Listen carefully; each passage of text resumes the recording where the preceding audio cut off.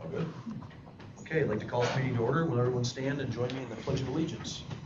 I pledge allegiance to the flag of the United States of America and to the republic for which it stands, one nation, under God, indivisible, with liberty and justice for all.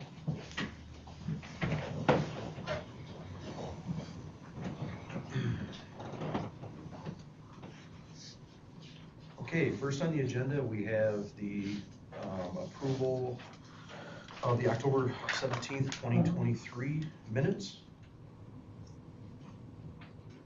Make a motion to approve the minutes submitted. Second. Motion seconded. All those in favor signify by saying aye. Aye. Those are passed. Okay. Public comment. We have anyone for public comment? Okay, I have to read our statement, to be fair. So the Board of Education welcomes and encourages input from the public at board meetings.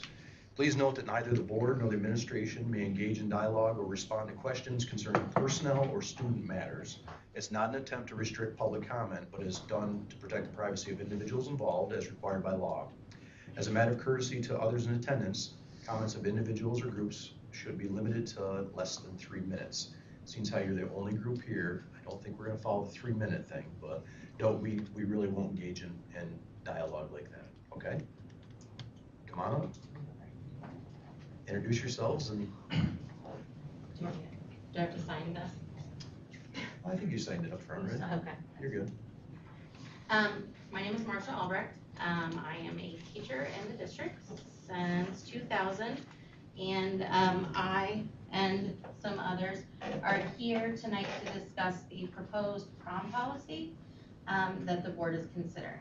I'm not sure if tonight is the first reading or if it's open for public comment, but we wanted to add our input. I have written a letter, and I'll leave copies of that with Corey for each person, but I would like to read parts of the letter tonight. Recently, Mr. Loomis shared with me your proposed prom policy. As someone who has organized the prom since 2003, I wanted to share some information as well as some concerns over your proposed policy. The driving distance is always the biggest concern. There has never been an accident in the 20+ years we've had prom off campus. However, it's a valid concern, and I believe one accident would be one too many. To help alleviate this concern, we would suggest offering a bus or a Suburban for those students who can't drive or whose parents aren't comfortable with their child driving to Oneonta. In the past, the school has offered to drive students in the Suburban if needed. 2 students have taken advantage of this option since 2003. Many community members often talk to me about how they yearn for the nostalgia factor of having prom in the gym. We held a vote of the junior and senior classes this year. 57 students voted to have the prom in Oneonta. 4 students voted to have the prom in a tent at the school. 0 students chose the gymnasium. In addition to the fact that having prom at school is the absolute last choice of the students, hosting the prom in the gym presents a variety of challenges. The custodians will have to do the majority of the decorating, as students cannot climb ladders or get on the lift per OSHA and school safety rules. The custodians would accumulate overtime doing this, which would need to be paid by the school district. Additionally, physical education classes would be interrupted, as they would not be able to use the gym as it is being decorated. Many students enjoy the classy factor of another location. They have homecoming here in the gym, and they like the idea that prom is somewhere else. We do not have to spend a lot of money on decorations to make the location look elegant when we choose places that are gorgeous. Overwhelmingly, year after year, students vote to have their prom at a separate location. When I meet with class officers over the summer, they already have several locations in mind. They have not suggested the school in over 10 years. In terms of cost, last year I collected quotes from 3 locations: the Castle, Morris Tent Rental, and Hartwick College Art Gallery. I inquired about the fairgrounds and was told the fairgrounds were not available in June because the electricity and water had been turned off during that time to save money. So I don't have a quote from them. The Castle, which I will throw out, is incredibly difficult to work with, gave us a quote of $2,500 for rental and $2,916 for catering. This is a total of $5,416 to rent the Castle, and that does not include the tax, 20% gratuity, and $50 cleanup costs that they also included in the contract. Morris Tent Rental gave us a quote of $4,853 for the tent rental.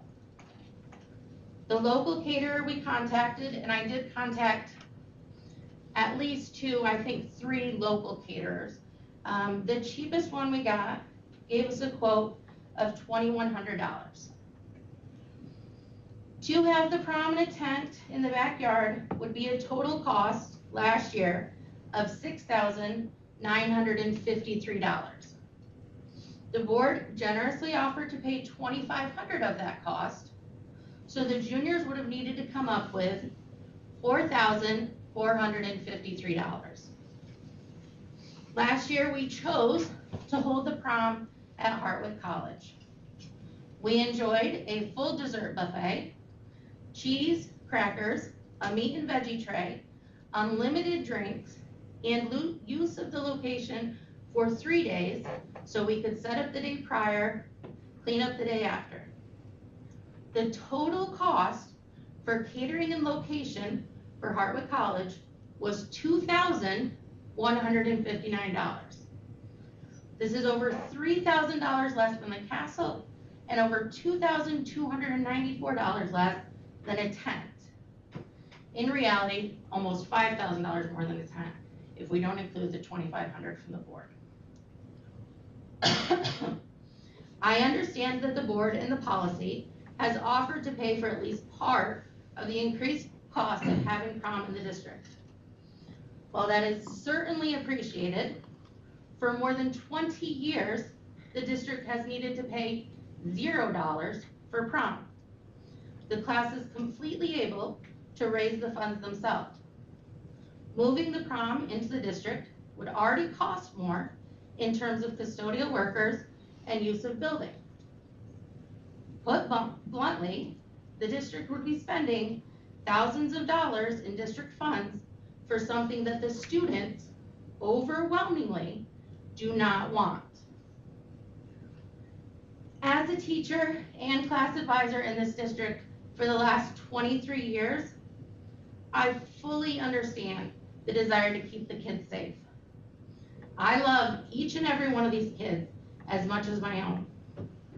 However, the decision to make an official board policy that does not include any input from those actually affected or from the person, excuse me, my throat's dry, who has direct knowledge of every prom held at WCS for the last 20 years seems short-sighted.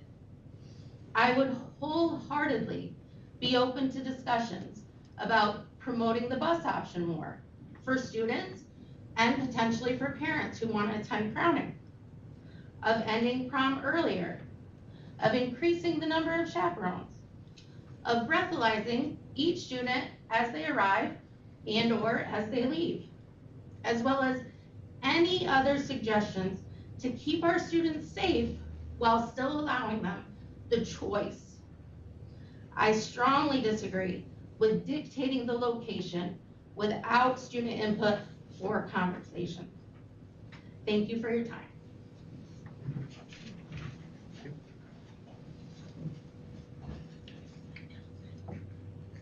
Any other public comment? Yes, I don't know if I was ready to do that. Sure. Hi, my name is Reese Underwood. I am the junior class president. I'm in 11th grade. I just wanted to speak on behalf of the junior class. So, good evening. Thank you for allowing me this opportunity to speak on behalf of the junior class. Dr. McDonald, Mrs. Williams, Mrs. Tweedy, Mr. Dutcher, Mr. Bundy, Dunn, I'm sorry, Mr. DeMond, Mr. Barreri, and Mr. Charles. The junior class would like to address senior administration and the board with regards to the junior-senior prom. The class of 2025 has been informed of the newest prom proposal. We understand that chosen venue must be within the district boundaries, and we need to seek and utilize local vendors in planning. The responsibility for planning, fundraising, and decorating for prom is the responsibility of the junior graduating class of 2025. High school prom is a much anticipated milestone for many juniors and seniors, looked forward to with excitement and joy. It is an opportunity for the class as a whole to utilize valuable fundraising skills, work together as a team to reach a common goal, be creative, and to establish and work within a budget, which as of right now is very limited. Hosting the prom at the school has a significantly higher cost than having it at another location, as Mrs. Albrecht has stated before. Prom is one event exclusively for the students. It is not a performance for the community or a sporting event. Although we do welcome the community and our families into our chosen space to join our festivities, it is simply a fun opportunity for students to have a party, enjoy our friends, and make memories. A celebration, as you will. By limiting our venue to Walton businesses and the school, the board is taking away our right to plan, organize, and host one of the most cherished events of our teen years. Additionally, a concern of the junior class is accepting money from the taxpayers to share the cost of prom. We would feel it is inequitable and unfair to other grade levels and clubs that might want or need additional funding for their events to accept money from the board. The prom has traditionally been funded by the junior class and some years has generated a small revenue. We understand that the board is concerned about the safety of students, cost, and community involvement. The prom committee is also committed to those issues. We are open to discussing reasonable options the board might feel necessary to secure each of these goals. For example, utilizing school bus transportation, soliciting local businesses for funding, purchasing some decorations and props locally, consider transporting parents and community members to the event using local buses to facilitate their involvement, or chaperones at the event in agreement with the attendees to not exit the event. In order to make sure students are as safe as possible, breathalyzers may be used upon entering and exiting the designated prom location, as well as school-provided transportation to and from prom for students who wish to attend but have no transportation option. The issue of students driving to prom off campus has been raised as a significant source of concern. There is the concern students will drink and drive to prom or home from prom. Statistically, students are more likely to drink and drive on roads that they are comfortable with. With prom being at the school, students may take advantage of knowing the roads and drink before attending prom. If prom is held at an off-campus place such as the foothills in Oneonta, they will not be as comfortable driving and drinking on unfamiliar roads. A large number of prom attendees in the past would have dinner, get their hair and nails done, and or pick up dresses and tuxes in Oneonta or Binghamton, and then drive back to the prom at school. Having prom here does not take away those transportation concerns. Again, I thank you for your attention and time. The junior class looks forward to working with you in revising the current prom policy to include the wishes of the student body. Thank you, Reese. Do we have any other public comment? That was it, 2 of you? I mean, do you want them all to talk? Thank you. We'll be Thank here you all for night. that. The only thing I do want to respond to is just that we actually changed the time frame of this policy, and we actually allowed it out of our policy committee to come to you guys early so that you had to have a heads up prior to this meeting to be able to do the homework necessary to put together arguments. And as well as we have a long review. This is not our first reading tonight. This will be our first discussion. It's actually the first time that our board is being fully aware of what has been written in the policy itself. So we have already heard you and allowed more time to have discussions on this policy. We do not take this policy lightly. This goes back 20-some years. It predates all of us by a lot. The first vote was 3-4, I believe, to allow it the first time to come off campus. It was very controversial then. And we're going to do our diligence here as a board to make sure that we hear all aspects of it. Not having your voices heard was never an option. We're always going to hear your voices, and we're also going to take all of our concerns, weigh everything together, and make the best opinion and the best judgment that we have. That's what we're tasked to do. So thank you for bringing all that stuff. 20 years ago, you just aged Mrs. Alberk and myself because we were there. That was not my intent. It doesn't predate us. Yeah, I had no intention of doing that, but I really thought you should have more of the background. Every board that I'm aware of has talked about the prom every year. It's just a matter of when they've talked about it. So it's a topic that we hear every year, and there's a lot of emotion attached to it. So we thought it was prudent for the board to actually look at a policy and say, really, what are we doing? What are the goals and objectives, and make that work. So I'll save the rest for our discussion piece, but thank you. We do appreciate your input. With no further public comment. Do you have government students? Yes. Oh. Can you introduce yourself, government students? I'm Isabella Yetto. Ali Bolster. Welcome. So if everyone's comfortable, the next agenda item is our discussion items, and I would just ask that we change the order so that if you guys want to hear our discussion on the prom piece, we'll do that first. Open that up to our board for discussions, and then we'll go on to our rest of our board meetings. So if you guys want to vacate except for the government students, that would be fine. So with that, I'll open up our discussion on the prom policy.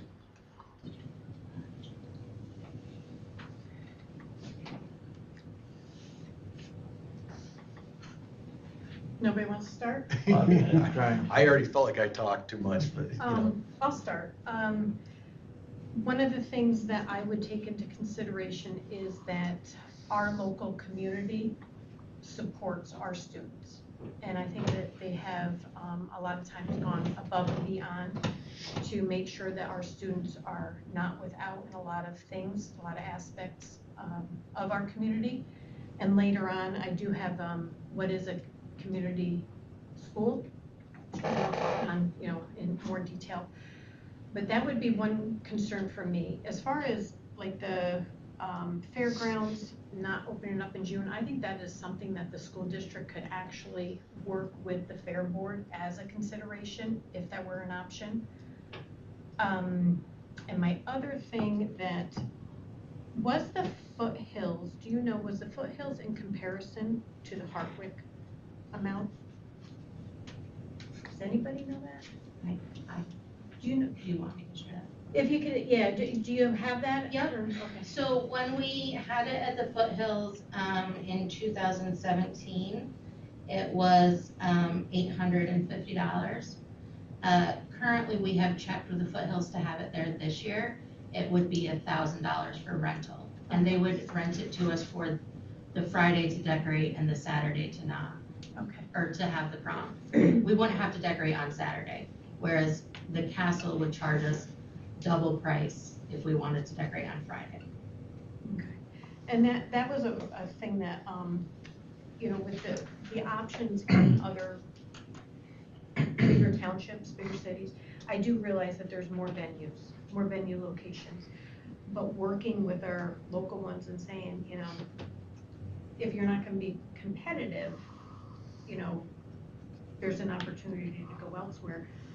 But I think we have to have those conversations with our local businesses and saying, this is what, you know, we're looking at. Because I still feel that, like she had stated earlier, the students don't take the transportation. I mean, your date, you don't wanna ride on a school bus in your prom dress and talk to a, you know, to a prom. It's just not something that, you know, I get it that some people don't have transportation, and I don't ever want a student not to be able to go to a prom that may not have transportation, so I'm glad that we did offer that. But those are some of the concerns that I think we have to have more local conversations with individuals to make it known that this is a problem that we have come up against, and would there be more opportunities locally? I only had one question. Last year's first vote, wasn't the castle selected with Oneonta on the ballot as well? Like last year's first pick overall was actually the castle, right? And then where it ran into the cost issue was the reason why. So I mean, the students actually did select a local venue first last year instead of Oneonta. But then costs threw that out, or we ran into stumbling blocks there, and then they had a revote, and then the revote itself was actually taking it to Oneonta instead of local, right? That was my understanding of it, so I wanted to make sure I had that captured right. Do we know what the footprint is we're looking at?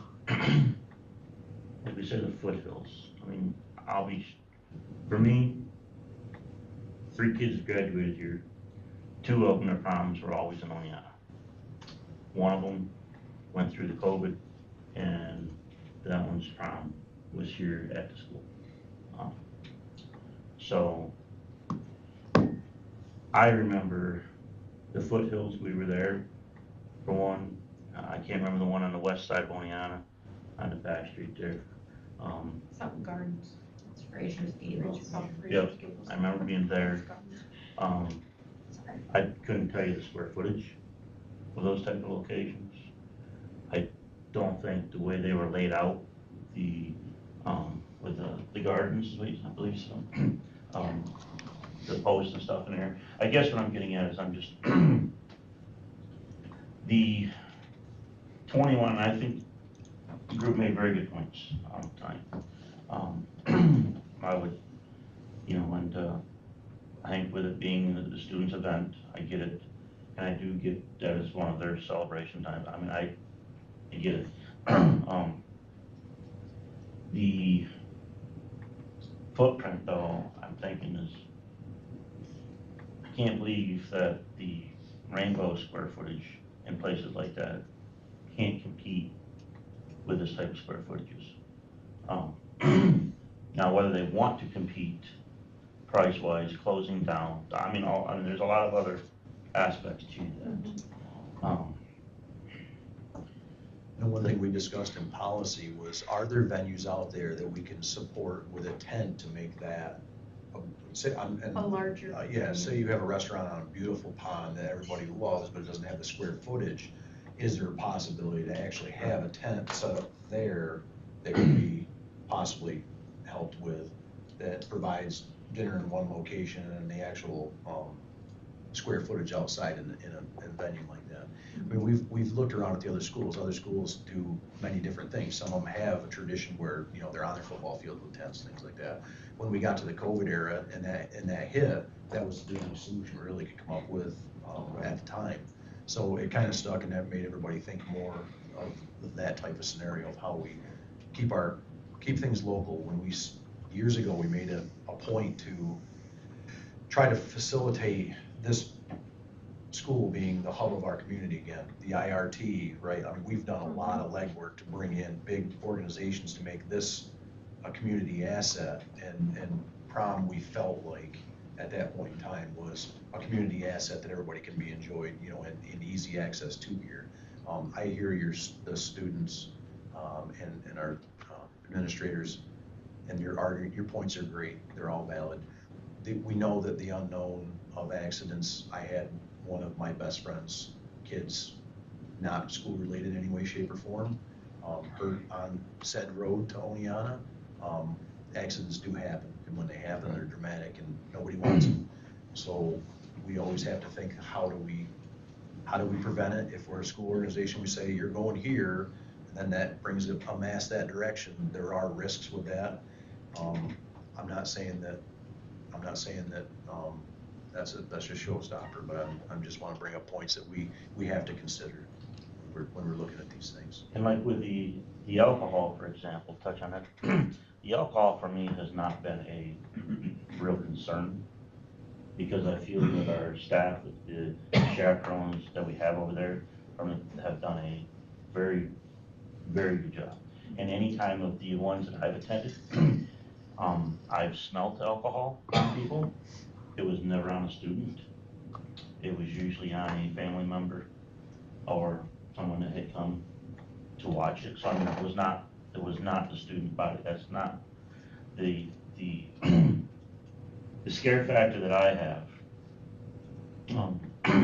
Trying to roll back many, many years ago to being a young lad was, I remembered prom being a Saturday morning. You know, the young ladies would be doing hair, makeup, nails, that type of thing. The young men would be washing their car, polishing this up, polishing that up. And then when you got to the prom, it was always the mad dash that I'm more concerned about today, after the fact, to get to where we're going. You know, if we're gonna go to, you know, Jones's house, wherever we're going, that's more than the apple, you know. And pardon my, teenage boys will be teenage boys, teenage girls will be teenage girls. I don't think it matters what era we're in. Just like, you know, it's just how human nature. I do appreciate the fact that it is on the student's mind with the alcohol, and they're automatically like, yep, we'll do breathalyzer, stuff like that. Yes. Their mind is in the right place, and they're already educating their whole group to say, hey, you know, Right. we need to take this seriously. These are concerns, and it's nice to have that presented to us in that fashion rather than a question. So. Right. Would we be able to allow volunteers to come, adult volunteers, to be able to help decorate, where we're not having to have so many custodial staff to get up on ladders and stuff? Is that something that? If we were doing it here, I think volunteers would still put us in a liability issue, to be honest, versus employees or contractors. We're talking about up 20, 30 feet to put the ceiling up. That's what the issue was before, was to encase it, put the wall up above a certain heat, certain level of height. Students couldn't get on the lift Right. or anything, so really had the custodians come in, they put the wires up, and put ceilings on. The tents, Morristown, I'm familiar with, I mean, I'm familiar with the company. I don't know if there's another tent company that is comparable, but I know the fire department has large tents as well, so I don't know if that's something, like another option as far as renting tents. I have been to weddings under a tent, rented tent, that has been absolutely gorgeous. You know, but, you know, there again, if it's $4,800, I think that's something that we need to take into consideration as well. If there's another vendor possibly out there that Or if could it compete. actually ends up being, you know, a tradition, you wouldn't rent the tent 2 years in a row and not own it. Right, At that point, wouldn't make any sense. right. What do you think, Tammy? I think everybody else is, Kevin. Well, I'll be totally honest with you. I mean, I was walking in here because I voiced my concerns with the whole driving and safety issue last year. With having it in Oneonta, I wasn't thrilled with the idea of my child driving to Oneonta after dark. And again, it's not the alcohol thing that I'm most concerned with, it's just inexperienced drivers driving late at night, and, you know, not being totally aware of their surroundings and that type of thing. I appreciate all of the discussion that you guys brought. I'm concerned with the fact that, yes, our community supports us, but how is it so much cheaper to go 20, 25 miles away than to do it here? I don't, you know, I mean, that just doesn't seem right to me. And also, we're kind of limited if you want to have it inside. If you want to have it in the tent, yes, we did it 2 years. My daughter's class did it after COVID. My son's class did it. It was beautiful, had the white wedding tents. Everyone did a great job with the decorating and stuff like that. But we got lucky with the weather. If you have a cold, rainy time, who wants to be out there in your prom dress like that? You guys don't want to be. You know, you've spent all this money, you look gorgeous, you've done your hair, and who wants to have that? So I was walking in here definitely of, no, it needs to be here on these grounds, but now I'm not so sure. Because I think we need, if we really want to have it at a community, at a place in our community, we're limited on where you can do that indoors. Where can you have that? The castle, the rainbow, over the hill to the schoolhouse. I'm not even sure if that's big enough, but then again, you're going over Bear Spring Mountain. I was thinking, does SUNY Delhi have an option?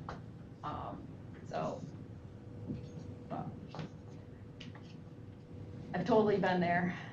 Like I said, last year, I wasn't too thrilled with my child driving to Oneonta with other people. And I still have that fear as a parent, but you're kind of limited on what you can do. And I understand that the prom is a very important part of your high school years. And so you want to make it a memorable moment. And yes, a million years ago, mine was in the gymnasium. That's when we were allowed to decorate ourselves. So it was a different era. So I'm glad I don't have to make a total decision tonight. This is just our first reading.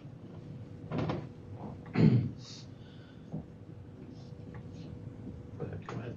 K2? No, I was gonna say, I'm interested to learn more about the bus, I guess, what it is we get done previously, and what the costs were related to that. It was probably free, and I'm gonna be totally blunt and honest with you. With having 2 children that went to the prom recently, they would not take the bus. They want to be, I mean, this is an opportunity for them, and I know I'm probably speaking for you, but as a parent of a child that just graduated recently, they want to show off their independence. They also want to show off that really hot vehicle and get their pictures taken into it and come cruising in looking all cool. So it's their first opportunity to, put on the glitz and glamour kind of thing. And, as an old lady, I don't really appreciate that so much, but I can see, it's great. And I personally, my son and daughter wouldn't have rode a bus. I mean, it doesn't matter what the cost is. It's really nice that we offer that, but we really need to be honest with ourselves about what this is. And arriving to the prom in a school bus, probably not many people are gonna take that, unless that's their last option. And do we look at any other options, though, not just school bus options, but other type of nicer busing services that Well, I would be think more we- advantageous, like, If I remember right, we What the didn't actually cost use would a be. school bus. I think we used a Suburban because it was just so many. Yeah. I mean, there was only a couple of people, so they got to ride over in a Suburban, but a bus is offered in case there is a large number, but there never has been.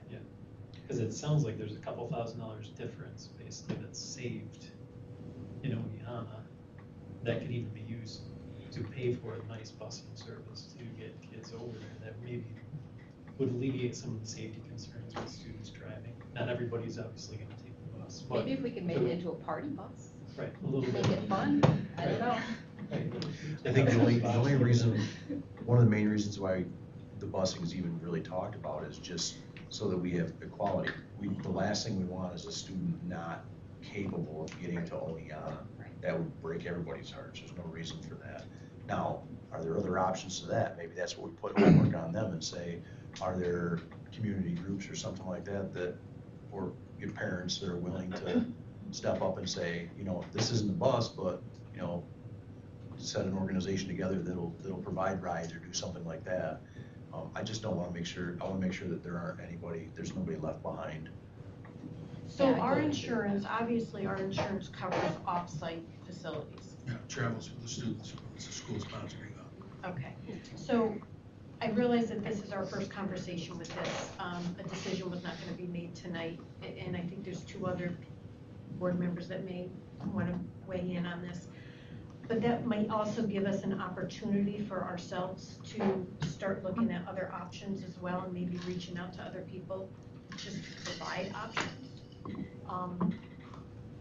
You know, in our conversations. I personally, you know, my prom was here, but for several years I went here for different proms. My children, I believe, traveled at that time. I was sick, and they were in their own vehicles, you know, and I think that's where the worry comes when you flip that side and you're no longer a teenager and you become an adult and a parent. That's when your hair turns gray. So I think this is where this comes back, and that's probably why there was a policy before. Students came to the board, at some point it got changed again, and here we are again, because of those concerns that didn't come to us lightly. There was parents and teachers and other people that were concerned about the travel, as well as board members over the years about traveling to another town, so I think One thing I also just wanna make sure that, I mean, I think Reese mentioned it, but this is the way it works. So even if we have prom here, chances are there are a large percentage of students that are going to be traveling to Oneana or some other town to eat dinner. I know when I went to prom 100 years ago, I went to Afton one year and I went to Oneana one year. And then I came back here and did my prom. So we aren't, even if we do have prom in Walton, chances are there's still going to be there's going to be a percentage of them that are going to be traveling to Oneana or maybe Downsville, someplace else. Even if it's down to the Rainbow, that's still a drive. So chances are they aren't going to do everything in the village. They're going to be traveling out and then traveling back. So accidents can happen anywhere, and like I said, I was not thrilled with the whole idea of them traveling to Oneana last year. I lived that fear. I've been there. But you also have to put into perspective of the fact that the year before, we had prom here, the group went to Oneana, had dinner, and came back here. So let's be honest, that's what happens, right? I mean. The only difference being is if you say, yes, you can have the prom in Oneana, everybody's going to Oneana, right? You can't control where people have dinner, things like that, but if you say we're going to Oneana, now you've made the whole population travel. Right, but it would still be a tragedy if we have students going to Oneana and having prom dinner and then coming back to Walton to attend prom. So I mean, it would still be bad, no matter which way you, so I mean, yeah, like I said, when I came walking in here, I was a total, there is no way, you're going to persuade me any other way. But, I mean, I can see. Well, I think we can go down too far down the rabbit hole too, because, for example, where would you buy a dress and all? So, I mean, you're gonna They're not travel picking up some, their dress usually on, but they're not going doing- someplace to go shopping, whether it's Binghamton, Albany, well, so I'm saying we can go too far with that. I guess the difference I would say though, in my mind, dinner versus the event. Time. And I can't give you the exact times. Let's say it starts at 7 and it ends at 11. If you're going to dinner, you're on the road by 5, you're in Oneonta by 6, you're back, it's daylight, you're back in Walton, 7 to 8 o'clock. Yeah, what If time, it's- what time is the cutoff to get into the prom? I mean, because some people aren't showing up right at the. No, not just, right, but either way, if it finishes in Oneonta at 11, you're not leaving Oneonta to 11. And as the evening goes on, very rarely do I get a call at home from 911 to respond to something in the middle of an afternoon. It's usually into the evening. And as the night goes on, it becomes a little bit more active, for those types of things to happen. And like I said before, it doesn't have to be it could be anybody traveling, but it doesn't have to be the student's fault. But all those odds start increasing as the evening goes on. Who you're gonna meet, just wildlife. One of the things that I can't remember who stated it is kind of a shame that we try to make the school the focus of the community. That's kind of our drive.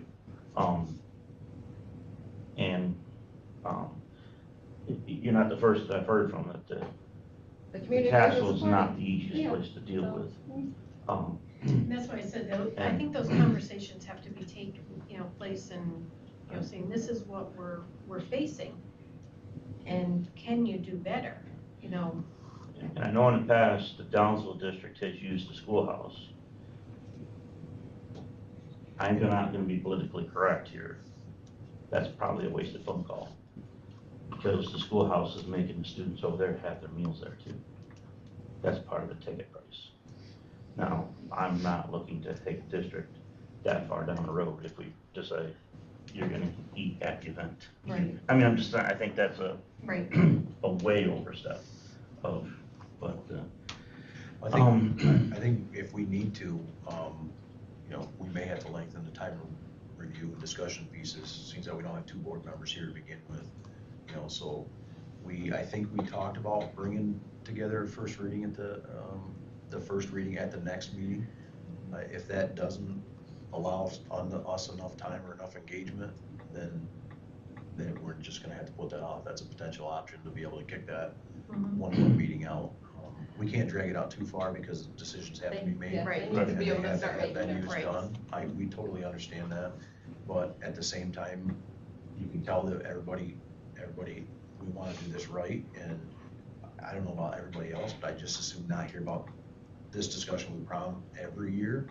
So it'd be nice to have something that we all kind of agree on, have a baseline with some parameters on it, and it can pass on as tradition. Maybe it'll catch on, so whatever that is, I'm not trying to propose what it is, but it would be nice if we could get an official prom policy at the end of this that states whatever the agreed upon goals are, so that we can reference it in the future. With Just that, kind of related to that, I'm kind of wondering sort of where do we go from here? Yeah. And it seems like we're very in the weeds on this discussion, Yeah. talking about specific times and location as a board. Sure. And then maybe for this year, we should consider pulling back to a higher level and just say, we desire for this to be a community event, right? And keep it high level for now and let, the superintendent administration sort of work through the process of finding the best option for this year. But what Ron is bringing up about not actually having local venues, like that's a longer term process of having those discussions and actually creating some opportunities to have it in the district. So we could have an initial policy that just recognizes that we're trying to have something local here, and then use that, as an opportunity to sort of push it more locally in the future going into next year, because we're going to get up against the timeline here for this year's class that it's going to be difficult. the fun part is, I believe we did the same thing last year. We did. We did. That's why I said, we talk that's about one this, thing, we like- literally get to this point every Yeah, year. Well, we don't I- have a prom policy right now. though. Correct. So we could Correct. actually have a policy. that I starts wholeheartedly think that for a policy, unfortunately, when we're developing policy, because the only way we govern is by policy, we will tend to get in the weeds on the policy itself. But your points are 100% valid, like if we can't come to a consensus or we can't get that thing in motion, we can always take one step back.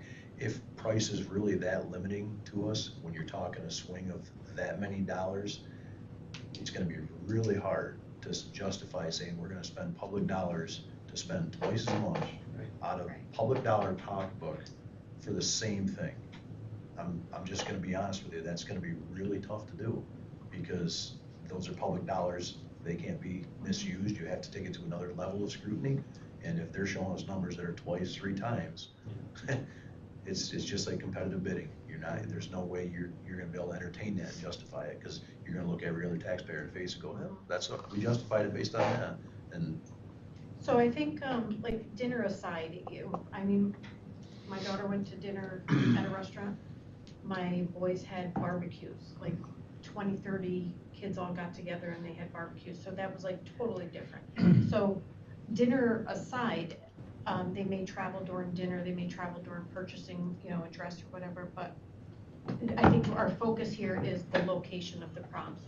So if we could have a little bit more time to gather some information on our own and then bring it back at maybe next meeting, and then that will be our cutoff Is to there- make a decision.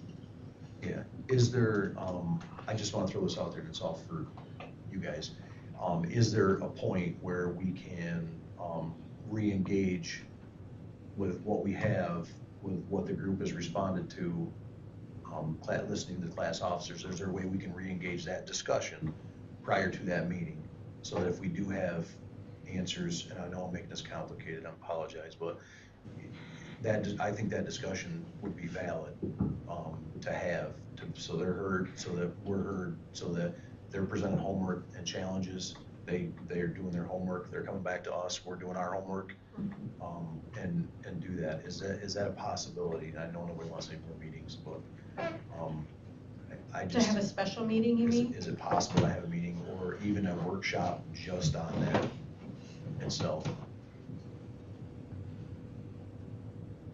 I'm kind of back where Kevin touched on something here I know we're getting deep into this because we're trying to discuss this policy through and have something that's sustainable and solid.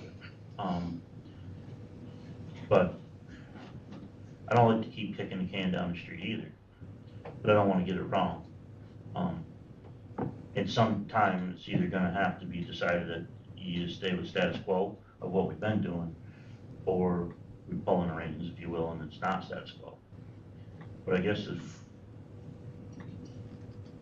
I almost think we need to step, like you said, back up a little bit and say, all right, if we don't have our ducks in a row, at what point,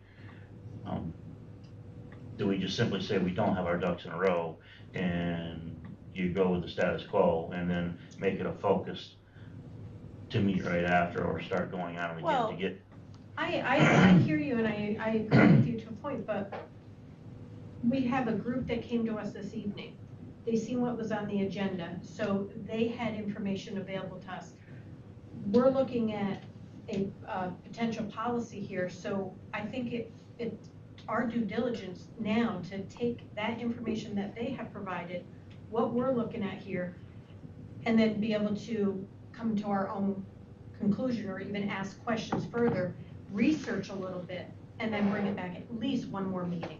I'm with you there, I'm not saying pull Yeah, this, one more I'm not meeting. saying you all pull this thing Yeah, I tonight. don't think Yeah. that's gonna. I'm just saying, I So think let's we all just- need to be clear when we go into the next meeting that So, we either need to move forward with a policy or make our changes that night, or we need to make, so the The only delay. challenge, and the only challenge I brought up was the fact that you're gonna be looking at the same piece of paper without any changes to it unless we have a mechanism to make the changes.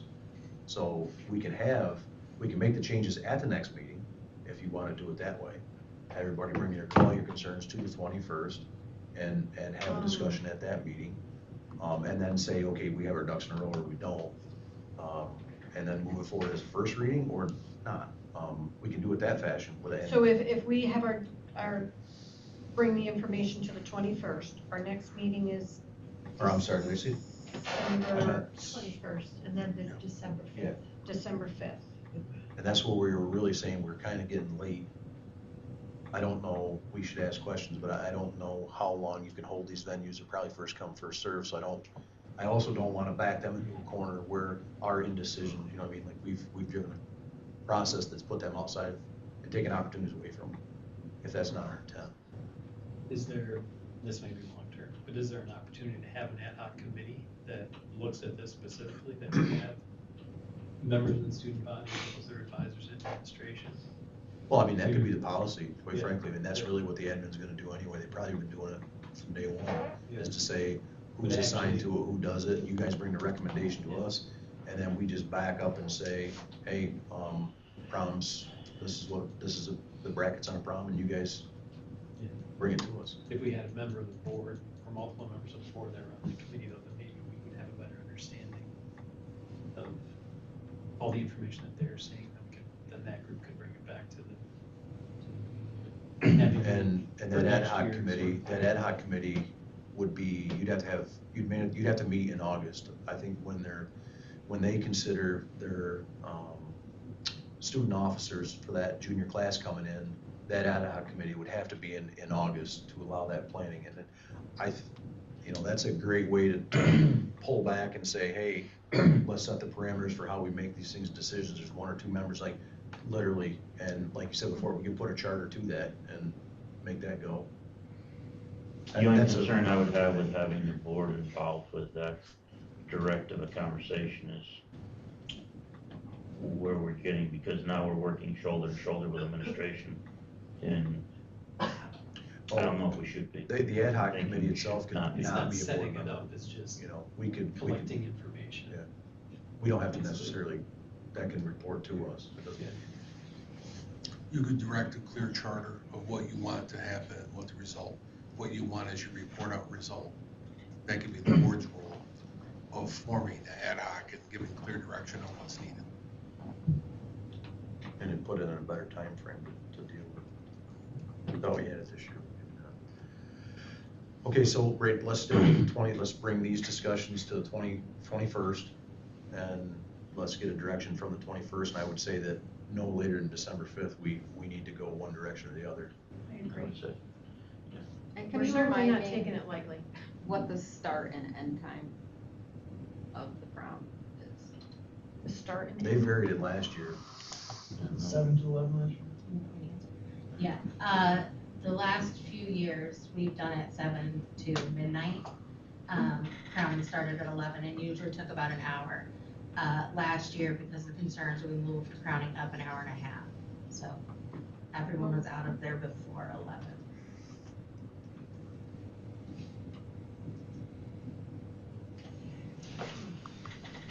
If we have questions,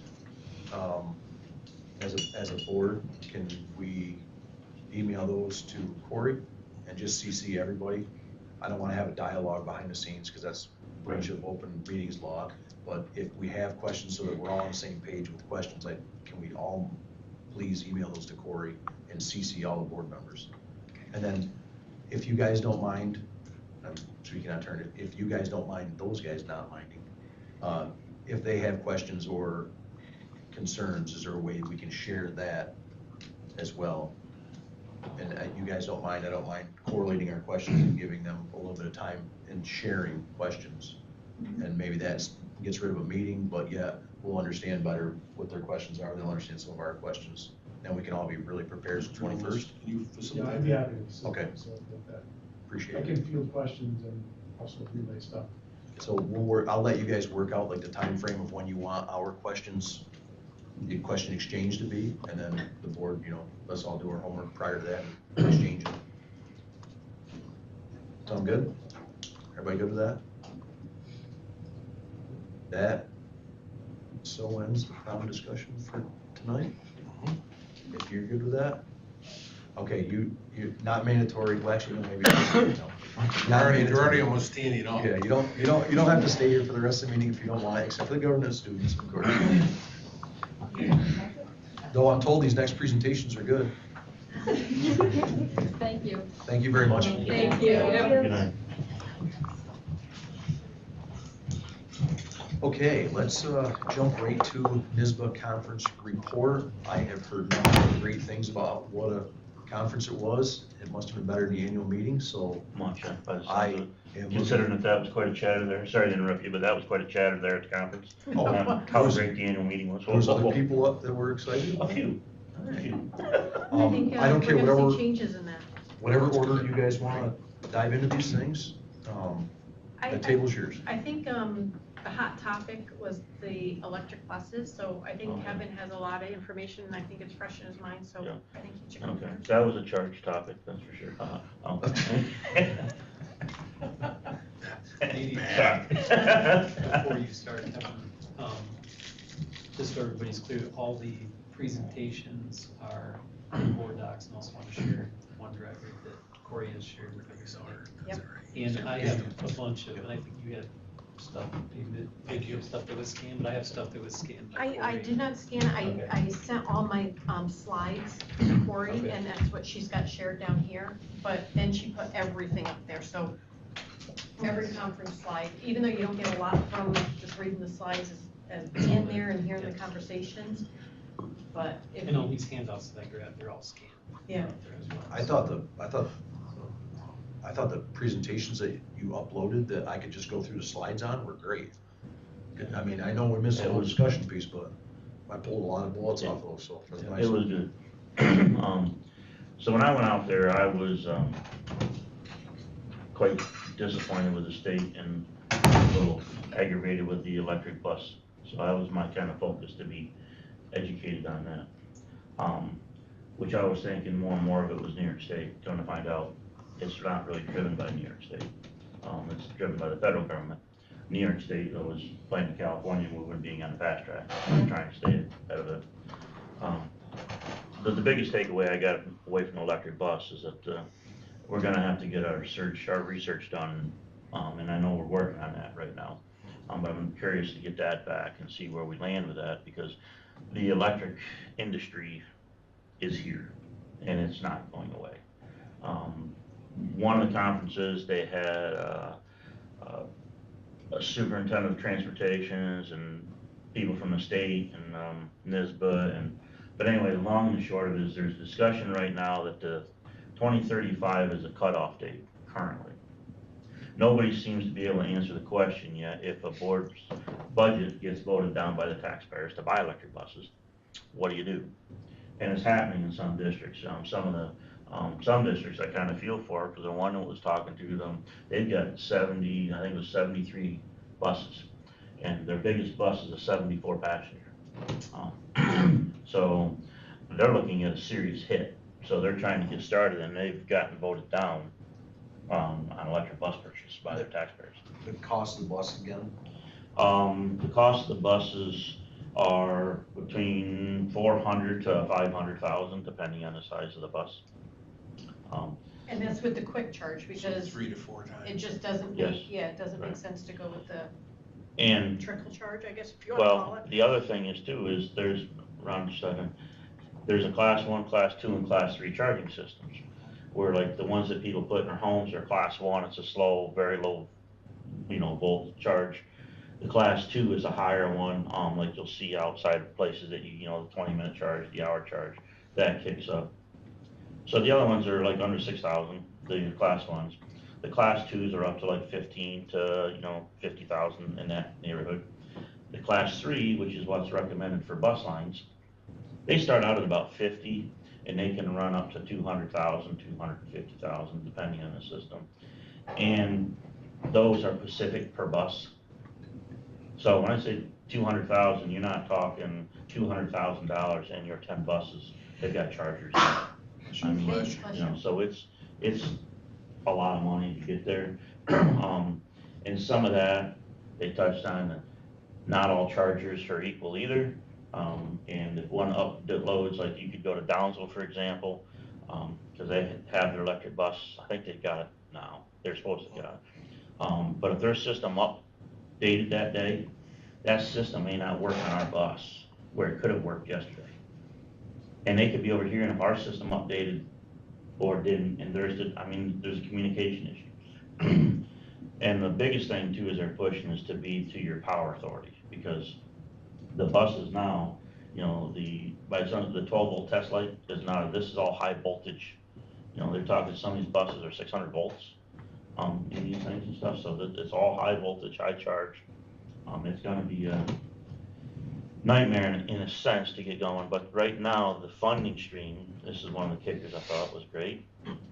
They're backing off on the funding stream where a lot of districts, if they're a neat district, can get almost 100% of the installation of their charging systems and their update systems installed. They're ending that program this year, and there's a couple other ones things are falling under, but now they're reducing the percentages that you can get of that money. So districts are getting to be, I think this next round was gonna be 80%, if you're in need schools. So, all that stuff is starting to decrease, and they're increasing the money though on the infrastructure upbuild. So it's, one part is phasing out and they're going into another. The speaker from the state had said that all commercial vehicles, which is anything greater than a half-ton vehicle, by 2040, all manufacturers have to be producing 95% alternative energy vehicles. So, from anything bigger than a half-ton pickup truck to a full-blown tractor trailer, school bus, everything, heavy equipment, it's all gotta be, you can manufacture, can do 5% of traditional fuels.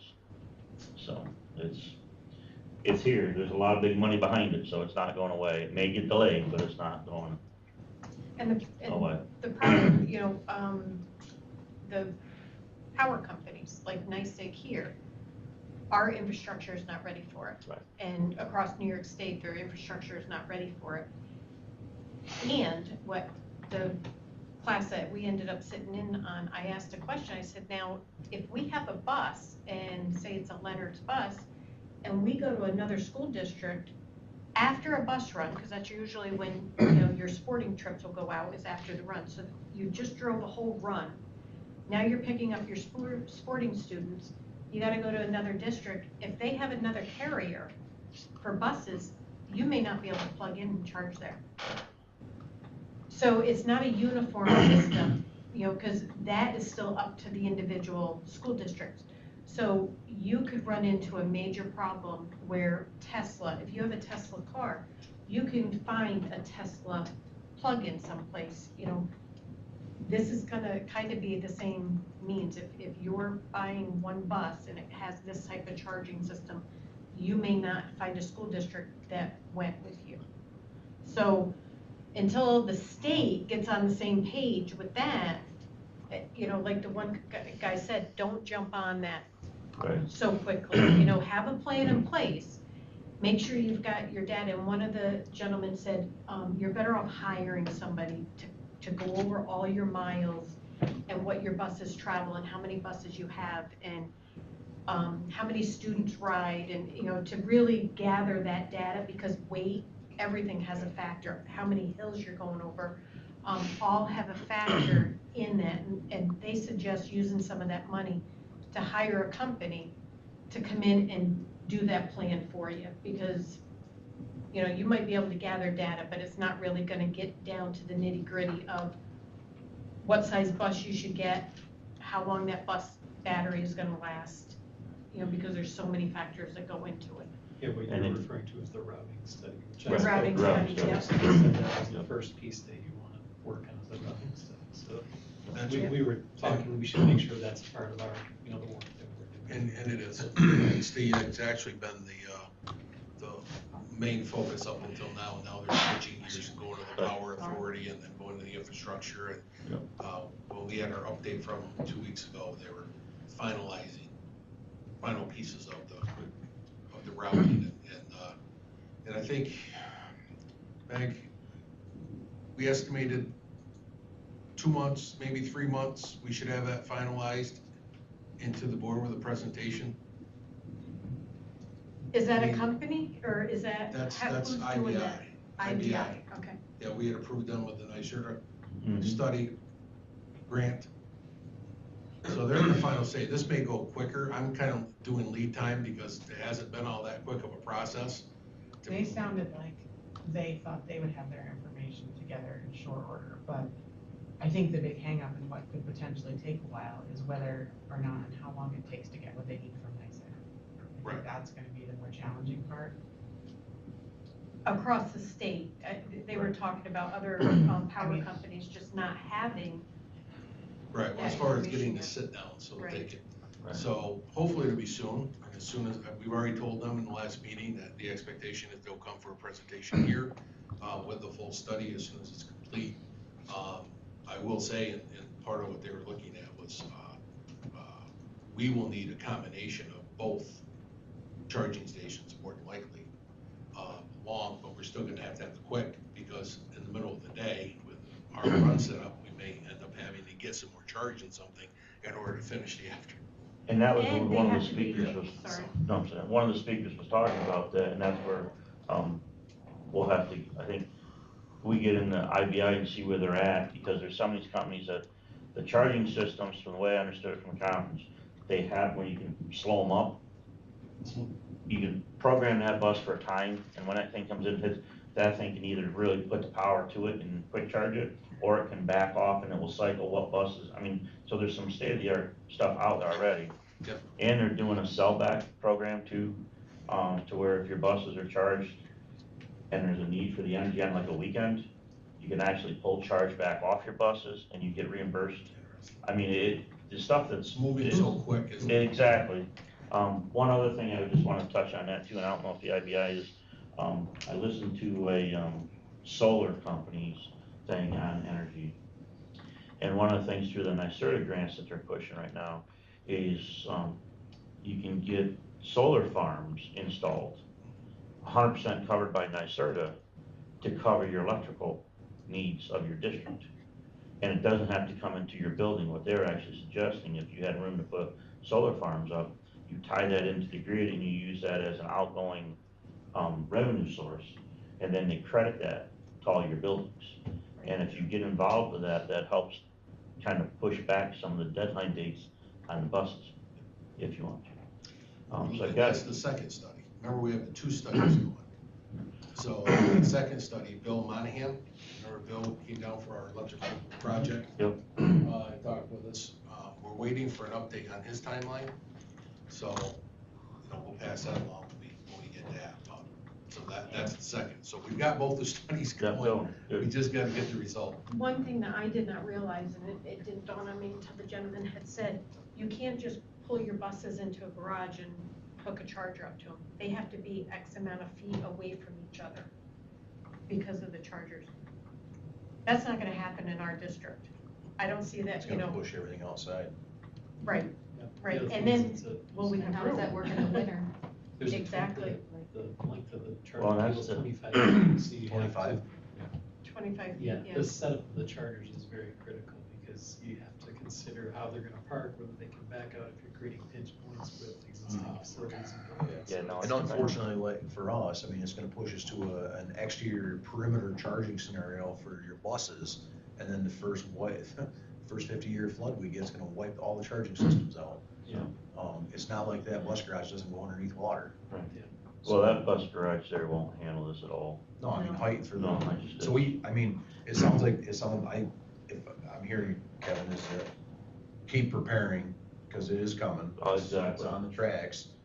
It may be delayed, and it sounds like they still have a lot of the same concerns we started with. Right. And your lifts. Most of your bus garage lifts right now will not lift these Will buses. not pick it. And that's where they were going on about bridge weights and stuff like that, and I don't know where we are with that stuff. So I asked them finally about how much weight are we talking, he told me what, about 3,500 pounds Yeah, is the additional weight. Yeah, it doesn't seem, we asked that early on when they did the So- route study. It doesn't seem like that's a concern. Right, cause the one where, our one district was asking a lot of questions about bridge weights and stuff like that, and I'm like, 3,500 pounds, I can't see a bus being that. And what, I think he told me like a 65 passenger electric was like around, what was it, maybe around 35,000 pounds or something like that, which seems light. I remember that being down, but I didn't know what the comparison was. I know they were all talking that it was heavier, but I couldn't remember. But it's not, I was thinking night and day heavy versus, Right. but, so it's definitely something we can't just, say nope and ignore because it's. Yep. Yep. It's here. It's just, All right, I'm not trying to push us on, but. no, but that's all. Who wants the next topic? Go ahead. Okay, so, yeah, I had a chance to sit in on 6 different, sessions. I guess one of my comments about the, convention in general is that there's a lot of continuing sessions. It's like 8 to 10 at the same time, so you miss a lot. It would be nice to see them cut that down to shorter sessions. I need to submit that as a comment for the survey. So the first one I sat in on was the New York State budget process, which is session 13, if you want to refer to it after. But a couple of the main takeaways that basically, this was actually presented by the executive director of the Association of School Business Officials, and he had worked in the state education office and had done budgeting for 6 years, so I was pretty familiar with it. But main takeaways, working with the executive branch, the governor's office is where you make the most noise, basically. Get your requests in the fall, because once it moves to the spring, it's too late at that point. There was some, I guess in terms of the foundation aid formula, there's some discussion going on at the state level right now, but do not expect any action on that next year. Probably the most likely next step is that there's going to be studies that come out that are funded to look at, how the foundation aid formula, what the impacts are and how we need to change in the future. Crazy. We've talked about that. So I also sit on a capital project planning session, which talked about how to manage the capital project process. They talked about, planning out 3 to 5 years, making sure that you have a constant process and you try to be in all phases of projects during the 3 to 5 years. Everything starts with a building condition survey, which I know that we have here. We're getting into that process. They made it clear that, we should be comfortable questioning the survey, not just taking the results of that, but if we see any issues with it, make sure that we're questioning our consultants. It's important to understand what the educational enhancements are that are needed for the district, and also what the community is willing to approve as a capital project. So a big part of that is doing outreach surveys, and then also having a public information campaign. Basically having a consistent, accurate message, talk about why projects are needed, and have your students help to sell that message too. Like, put them in your photos, incorporate them into meetings, and Put a bucket underneath the water running through the roof. exactly. Hats off to admin for that, by the way. That was a PJ. Also important to, make sure the community understands the process, and that once the vote happens, that doesn't mean the project is starting construction right away, that it's actually moving into the design phase at that point.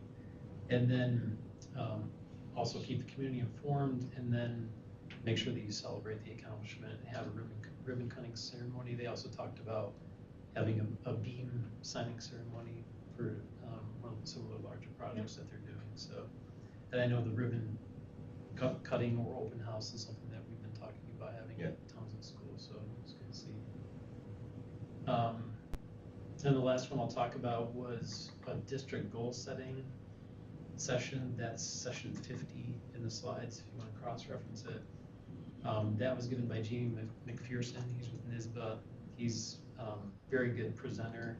He's actually on a lot of the podcasts. If you've listened to any of the NYSBA podcasts. But basically, he walked through the steps of the strategic planning process and talked about the annual cycle of improvement. Talked about the importance of asking the question, why? Why are we doing what we're doing? And as a board, understanding that we're setting the strategic direction of the district, and we should be focused at the 30,000-foot level, basically. He talked about the importance of goal setting and distinguish between goals for the district, goals for the board, and goals for the superintendent. So it's important to have all of those working at the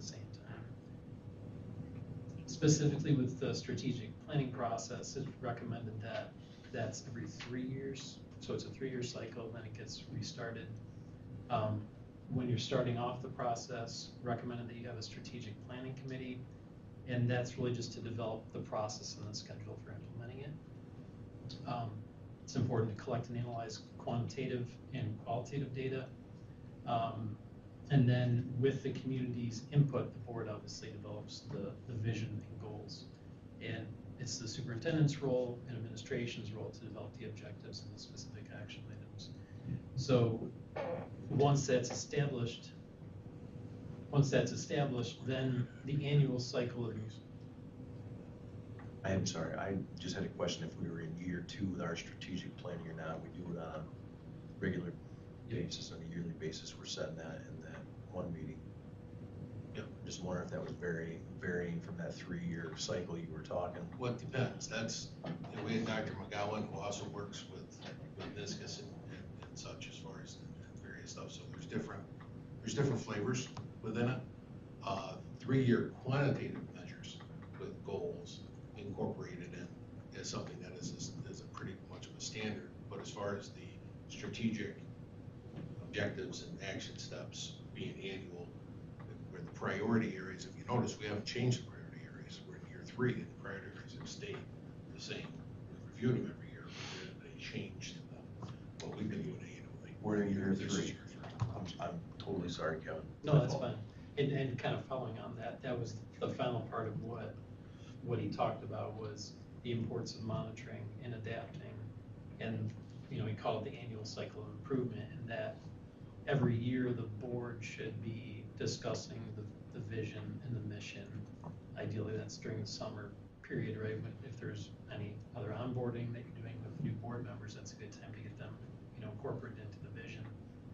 And then reviewing and prioritizing and setting any new goals for the district, ideally should be done in the summer or the fall.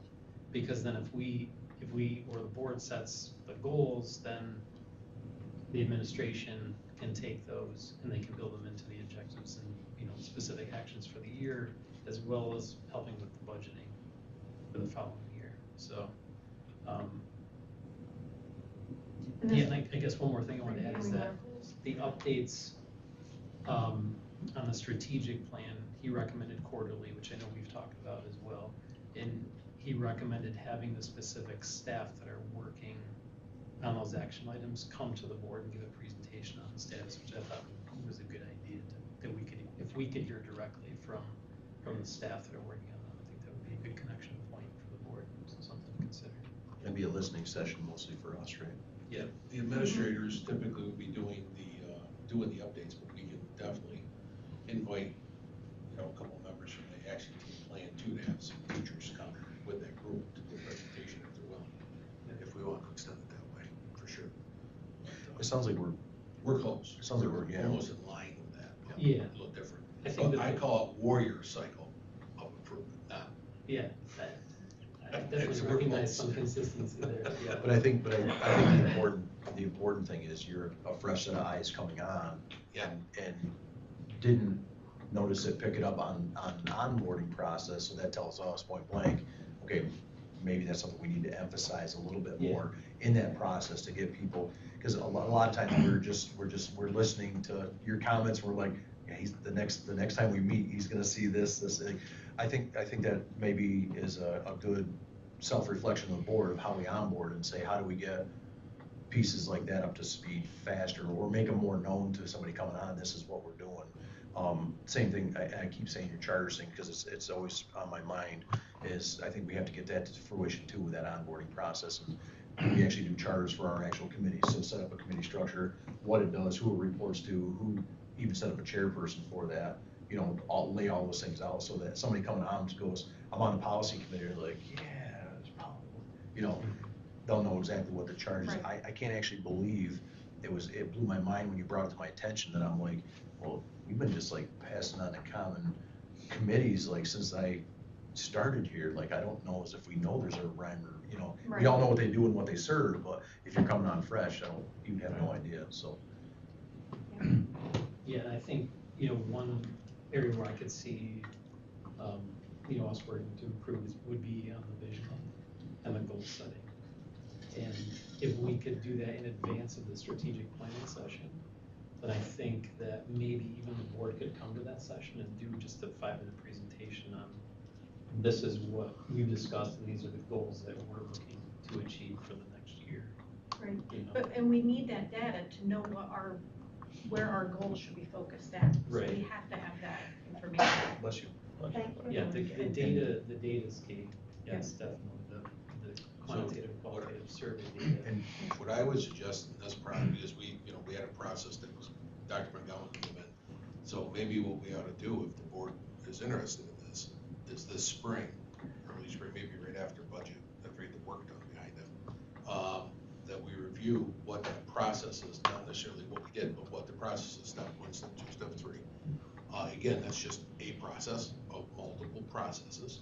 And then we take a look at where are we at, what do we want to adjust as a district, and then we can go forward. 3 years ago or 2 years ago, so this is year 3, we started with the mission vision, if you remember.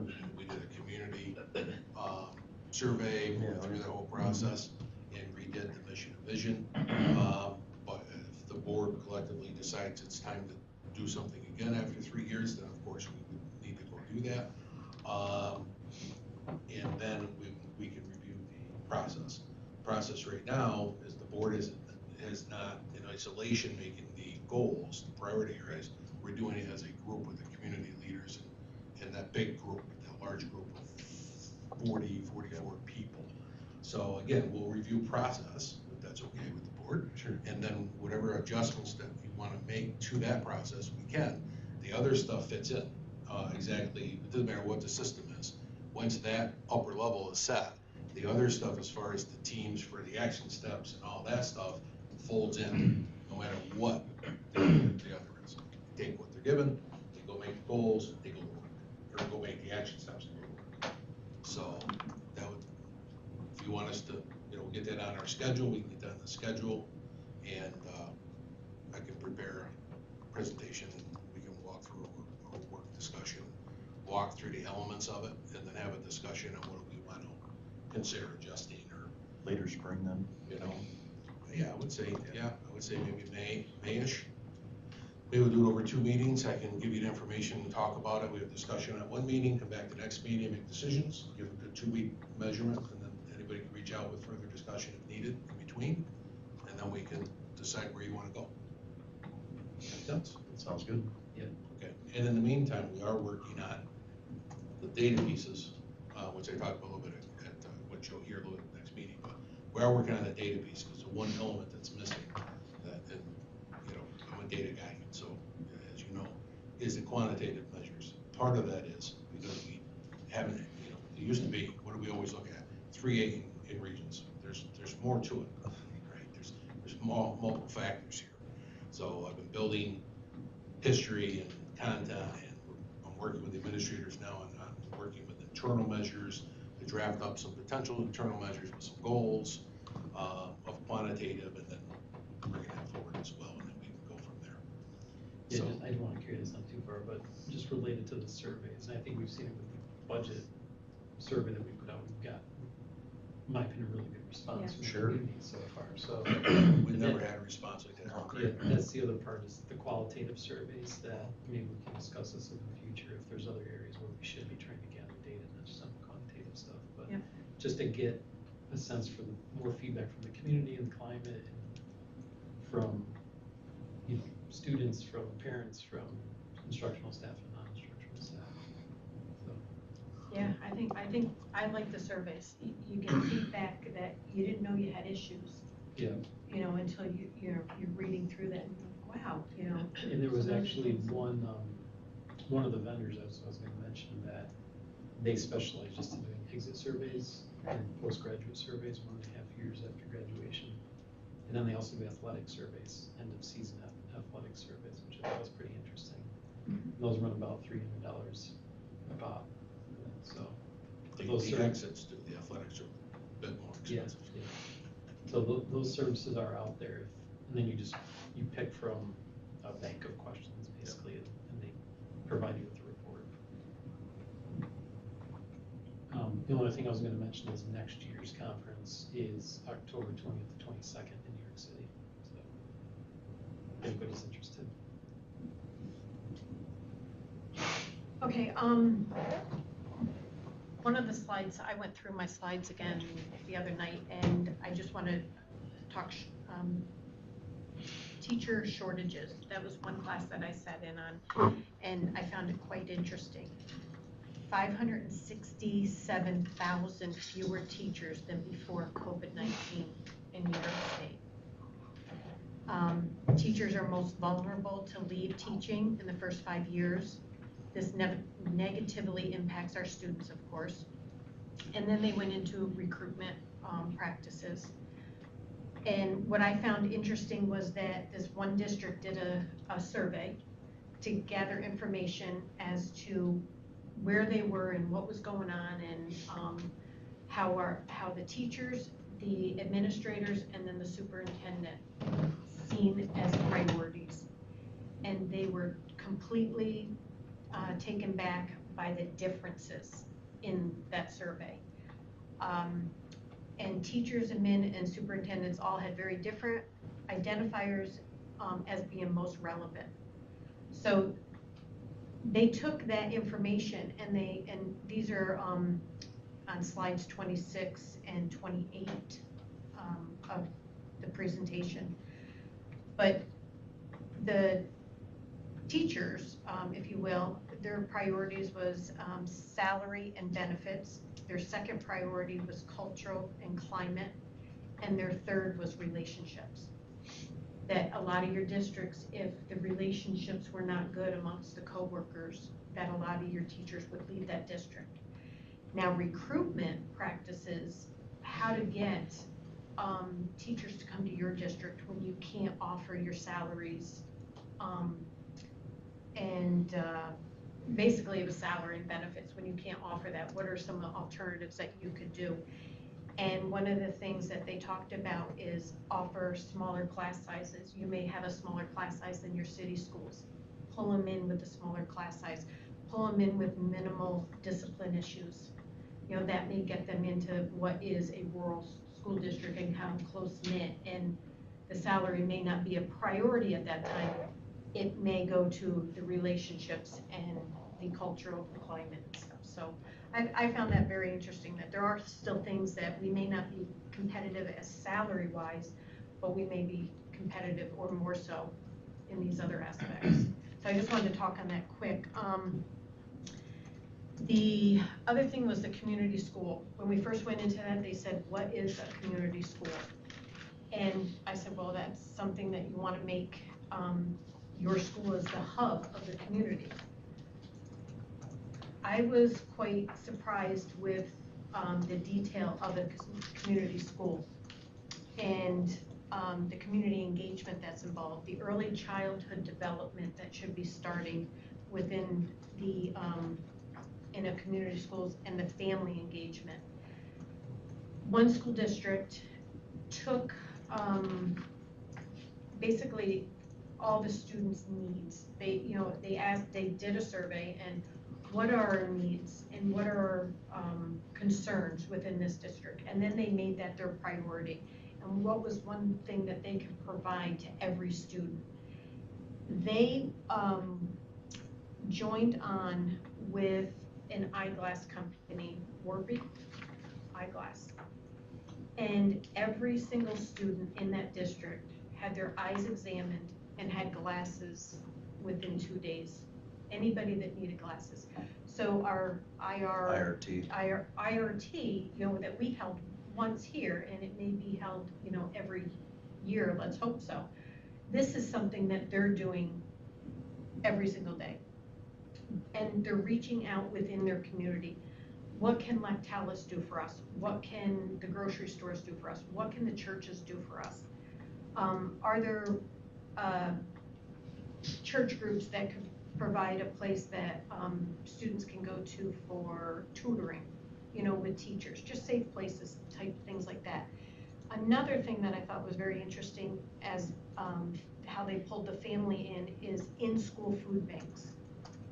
They would have a food bank within the school, and it brought the parents to the school more often. Movie nights. They would have parent and student movie nights where they would open up their gymnasium or their auditorium and play a movie, you know, where the kids could come in. Mom, gram, and caregiver provider night. They would contact local businesses within their community that provided hair, massages, facials, anything that could be like, you know, 15, 20-minute type things that they could pamper the moms. The high school students provided daycare. So if they brought a child, they had activities set up, you know, in another location for all the kids. So they do that on a monthly basis for all their moms in their entire community. More so of a community school than what I see why thought. Ron is thinking this Where is is popular. Where do I sign Yeah. up? I know you said moms, grandmas, caregivers. Yeah, so, just basically working with your, communities, you can get foundation aid. It could go through, I should back up. They recommend a community school coordinator that is a BOCES coacher, and you can get grants, budgets, or go through grants, budgeting, and donations to help with all this. And I know Lactalis has given so much, like over COVID, and you know, that is something that you can pull them in. Hey, can we have a dairy night? You know, where they tie in the FFA and bring people in. You know, I know we do a backpack program, or the church does a backpack program. Those are things that we could tie in to get the community into the school. So I found that very interesting. The other thing that I wanted to talk on quick was investigating student non-residency. This was with an attorney and a private investigator. Basically, you know, confirming that it is up to the boards to watch over the district assets. Very costly to a district of non-resident students coming in. They recommended training a staff or department where all the new registrations should be funneled through versus having your elementary school, your middle school, and your high school all handle their own. It should be funneled into a registration. And then that person would be trained on what to look for. They recommend that all of them take place in person on one-on-one.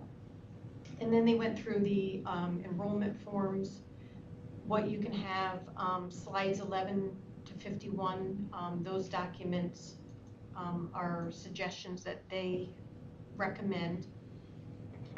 The investigator works close with the district's attorney, and they, I asked the question, how much does an investigator cost? Anywhere from $1,500 to $5,000, and he typically says that within 3 days he can normally establish residency. And they also work with bus drivers. Bus drivers are key to seeing what's being dropped off, or who's being dropped off, who's being picked up. So that one I found very interesting. The other thing I wanted to talk quickly on, if you'll allow me, is the diversity, equity, and inclusion. This was all students that presented this entire class. It was a, let me think, a 5th grader up to an 11th grader, so 4 students, 5th through 11th.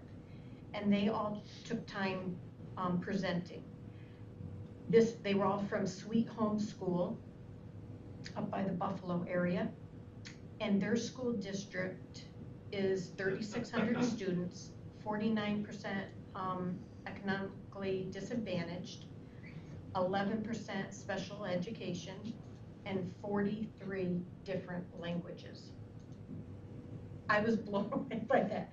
So the 5th grader said that he is a student, a trained student, that they have established the DEI.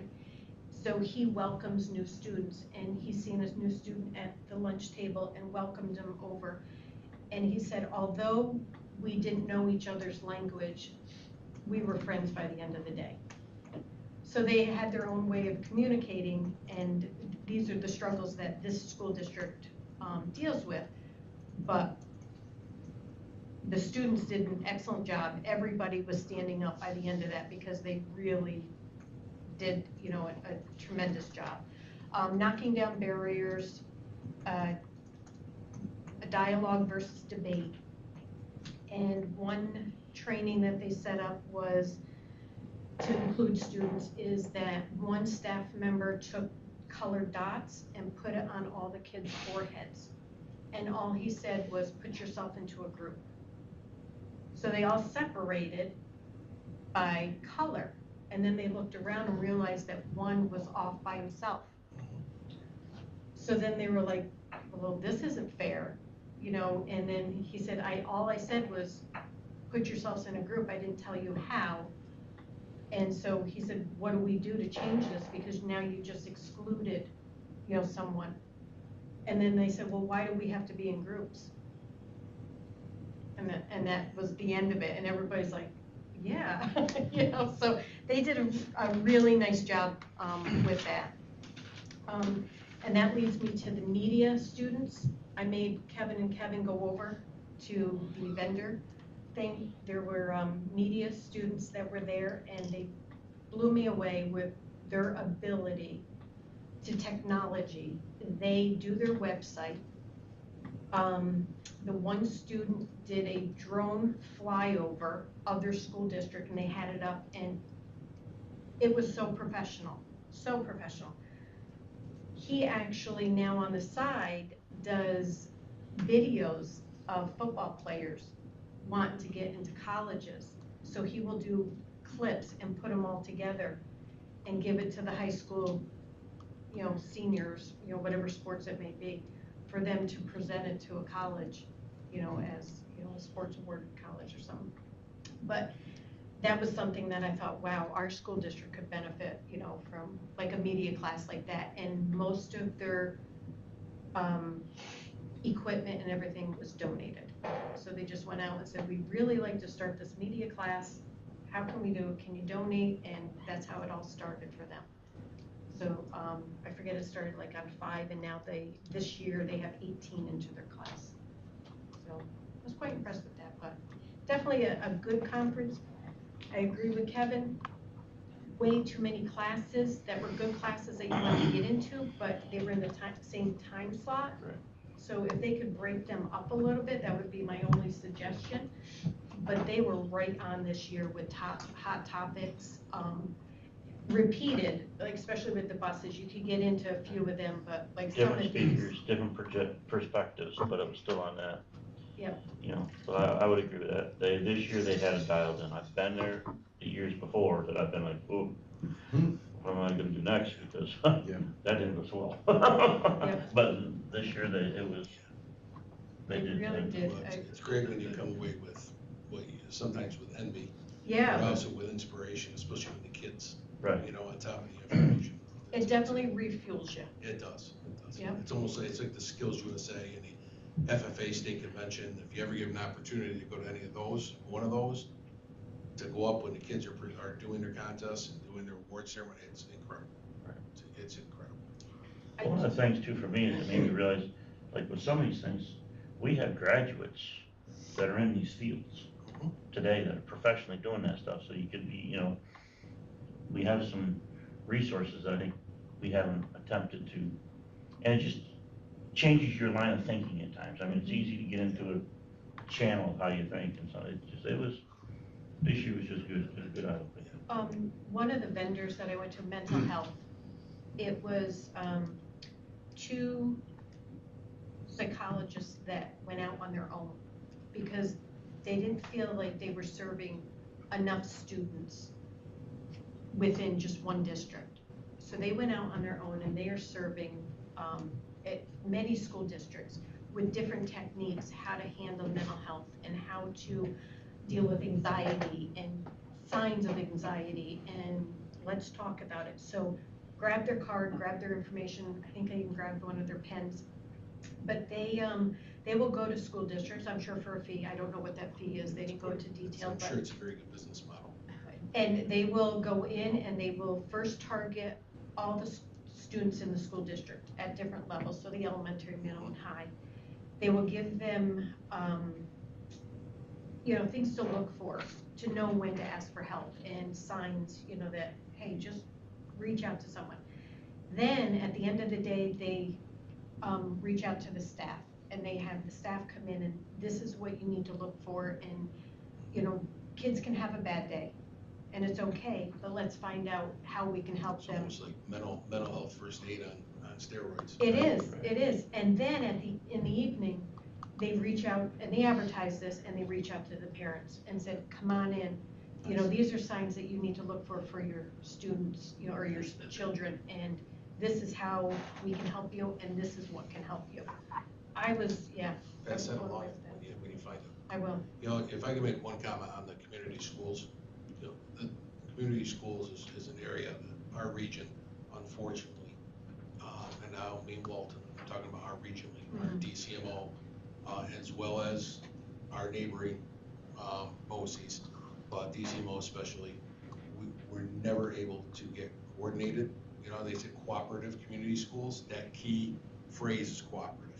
There's county processes across, and I think you've probably seen it in some of the NISBA news articles and stuff. DCMO wasn't even able to get a pool of money together to do a coordinator that could coordinate services among DCMO.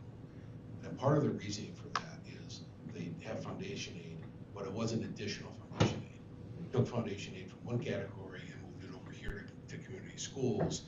And in the schools within our region, the size, the budgetary issues, they used it for stuff that could be used, including us, within the category, but didn't have the funding to use it for additional community schools resources. And fortunately for many schools across the state, they did county cooperative, and you were able to get something going.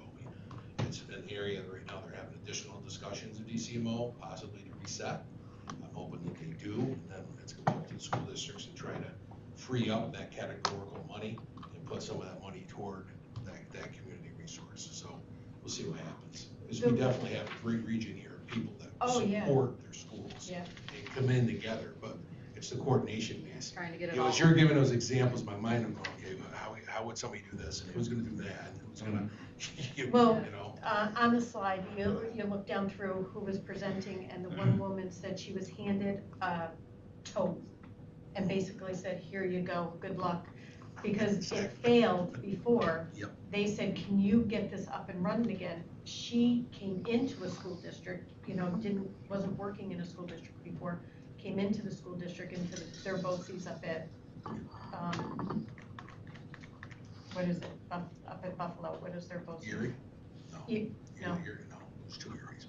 I can't remember, it's on there, but she basically was handed it, and she said, all right, well, and she started reaching out, and the first one was a homeless family, needed a place to go. They were actually homeless at that moment, had no place to go, no family, because they didn't have any family in the area. So she called her mom, she called her brother, and she called a friend of hers and said, can you loan money, give me money, donate money?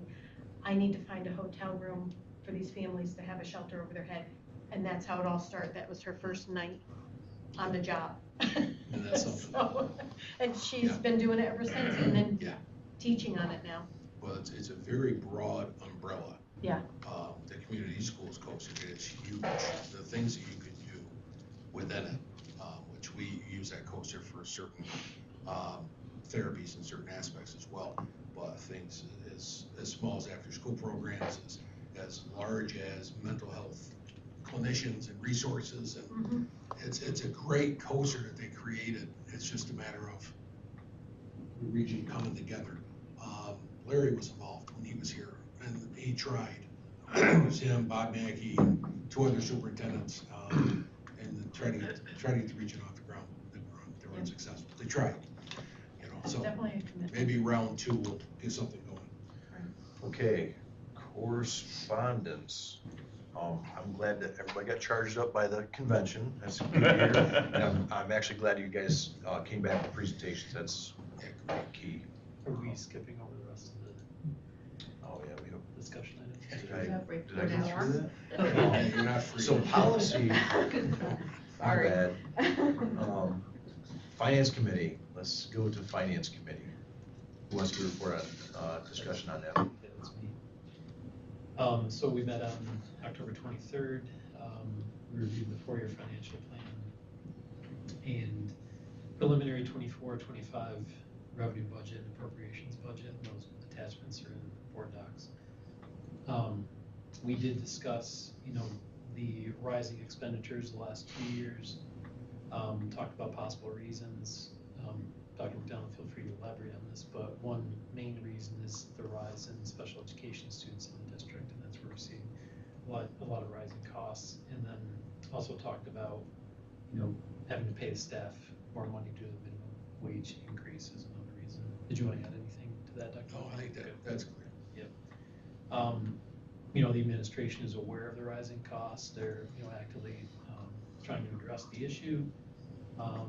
And working through different budget options right now that we'll be prepared to talk about the next meeting in December. The percent increase in the state foundation aid is currently unknown, and that's going to be, have implications for the budget. We won't know that until January. So Meg is also working on a summary report of our restricted and unrestricted fund balances and their description of the reserve funds. And next committee meeting is December 18th. Okay. Okay, reminder, the Scholastic Achievement Ceremony is tomorrow night at 6. I'm not going to be there, but Tammy's I'll gonna be there. fill in for me on that one. Hopefully everybody has it on their calendar if they can. Facilities Committee is gonna be on November 14th at 5 p.m. We're gonna be prepared to start our discussions on the bus garage as our first opening on that. Reminder, we have to have a priority list. We gotta do our homework. I have to tell you, I had mine done, I thought, and then went to conference. Now I've Find a changed new everything site? around. If we're gonna be pushed to electric buses. Yep. Why do you wanna spend very much money, so? Yeah. Well, consider it's a bus garage.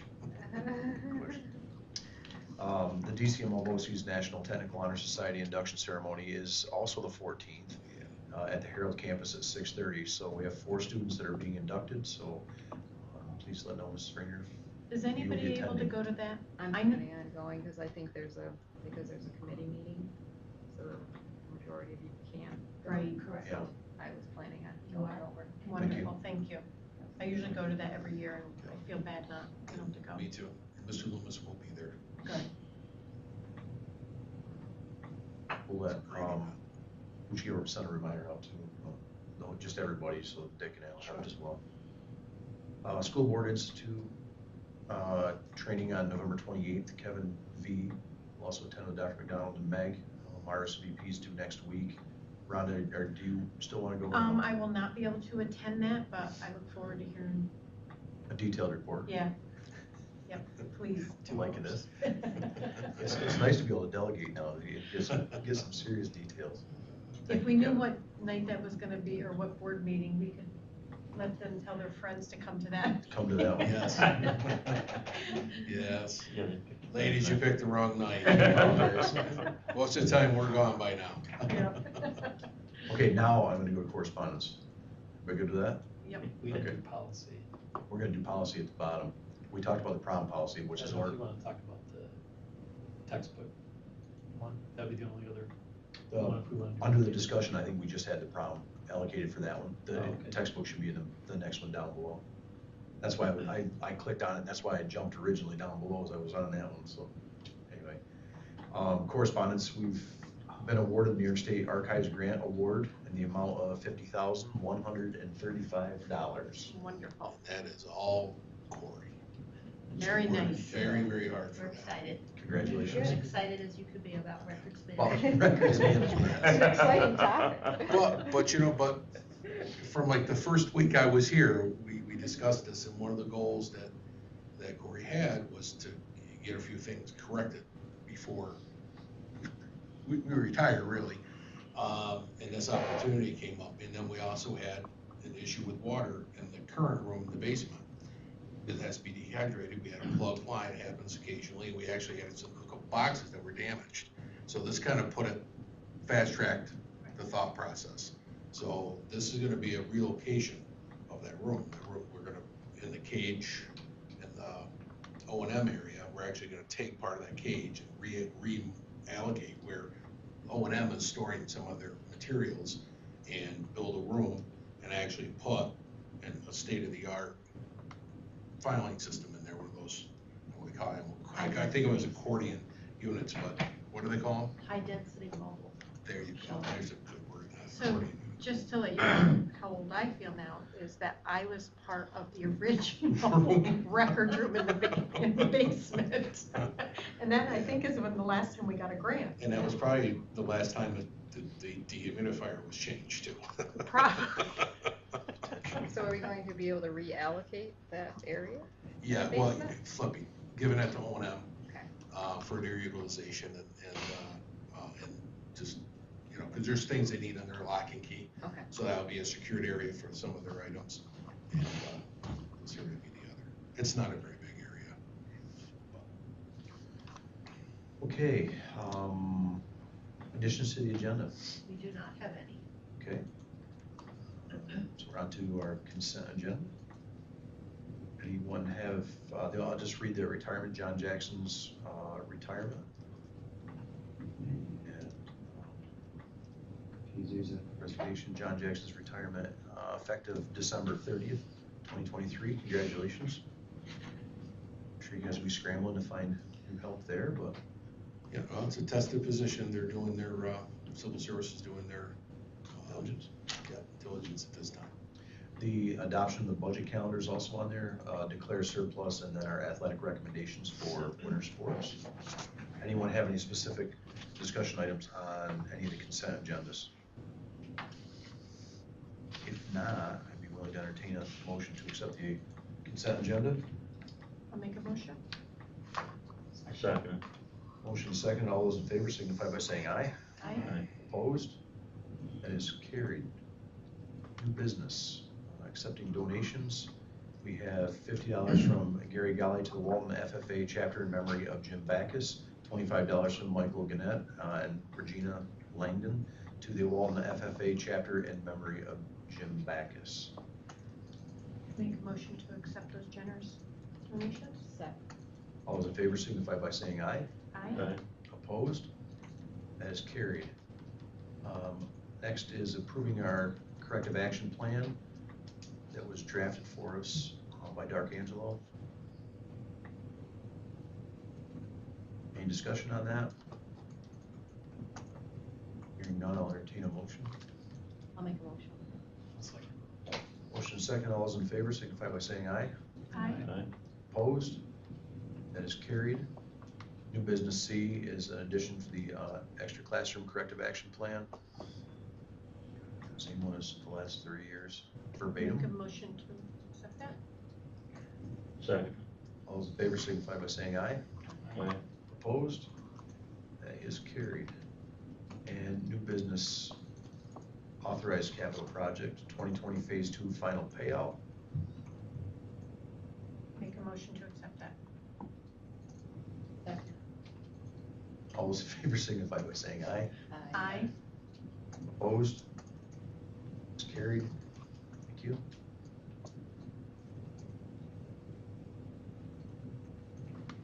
And we're up to old business. Appointments of officers and others. We have just one amendment on old business. Kevin Berweer has been assigned to the NISBA Legislative Liaison. That would be done during our reorg, I think, under our typical, so just want to have that one captured, as well as with John retiring, we have asbestos designee Miller Gladstone, would be effective December 30th, as well as the school pesticide representative as Miller Gladstone. Now, will Miller get training before that date? He has it. You're Wonderful. certified. Need a motion. Motion to make those appointments. Yep. Yeah, I'll make the motion. Second. All those in favor signify by saying aye. Aye. Opposed? That was your chance, Kevin. Policy first readings. I just had a couple questions that might help if I can get to my questions. Which policy? This would be on student attendance. Okay.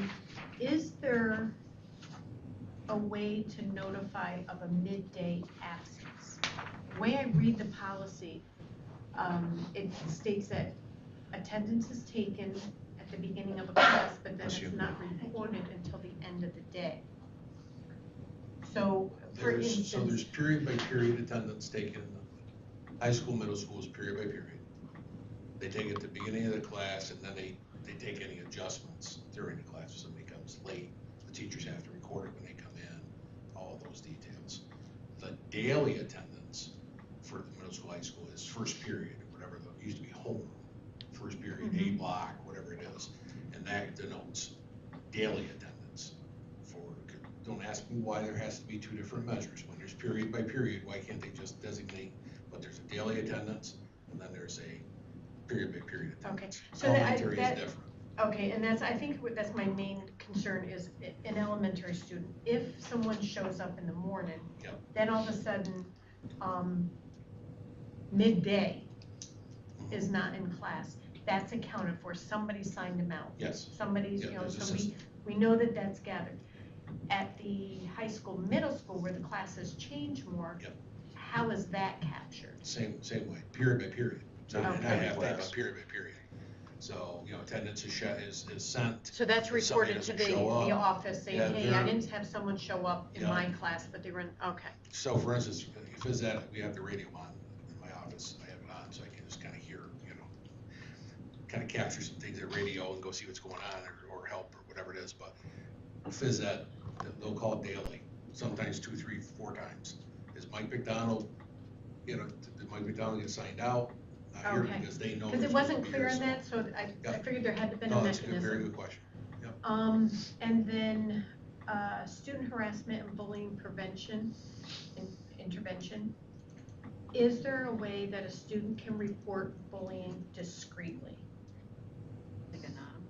Like anonymous, whether they're being bullied or whether they're a witness to. We do not have an online portal or a mechanism that some have a formal system.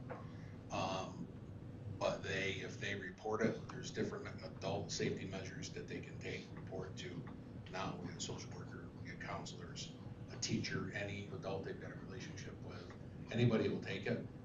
That doesn't mean if you come and report it when we investigate it, that it's Rhonda's as reported. So there's measures of that nature that we keep for discreet and for confidentiality. Because the two ladies that I spoke to, that was one of the things, typically a student that is being bullied will not report the bullying.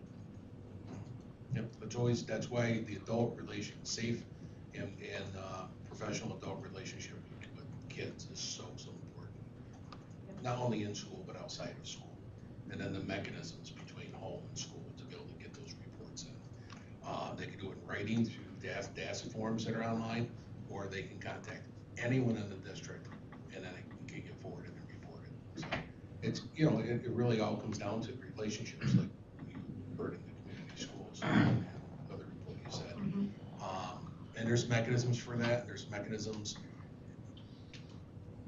formal mechanisms and informal mechanisms to make sure and ensure that you don't have a student who doesn't have somebody, even if they don't know it, if it's or informal. even if somebody witnessed it and is afraid to report it because they're afraid of being harassed or bullied. If Yeah. something could be set up discreetly, where, like a mechanism like that, where they can report online or send an email anonymously, to somebody, something, because I think they're more apt to do that versus, and then it can be investigated, of course, but at least it brings it to somebody's attention that there might be something going on. And So if that I'm was following the system correctly, if I was the student and wanted to report a bullying situation and I went to you, just as a staff member, you then could take it on, but my name would stay out of it. Correct. At that level, correct? Correct.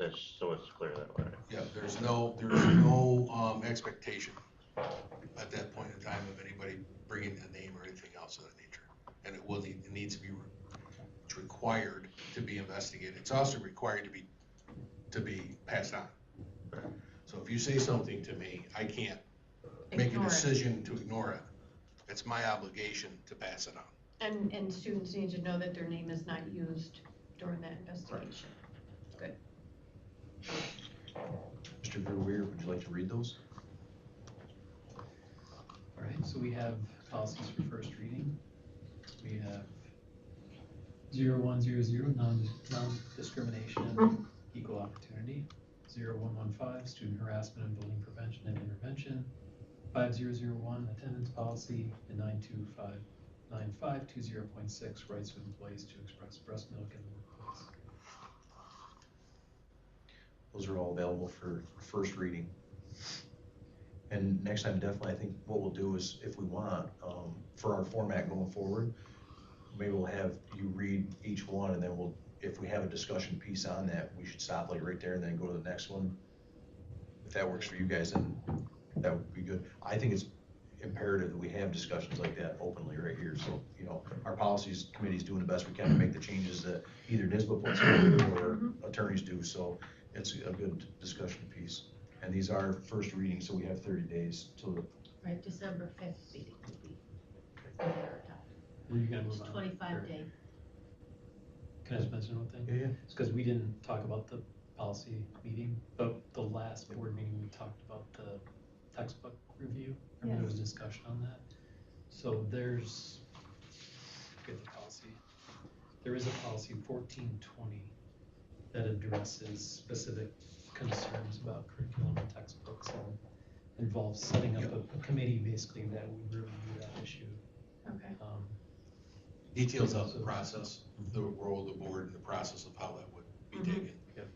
Informally to formally for curriculum, there's curriculum and textbook material concern. Okay. I think the one we talked about, Was captured. that 4511, which is the textbook selection and adoption. Right. That some of the language from 1420 would move to 4511 because we liked that it was actually. To mesh them, Yeah. to keep in line. It was recognizing that the school employs professionals that are Yeah. basically It- qualified to select the text, and it's not our role to.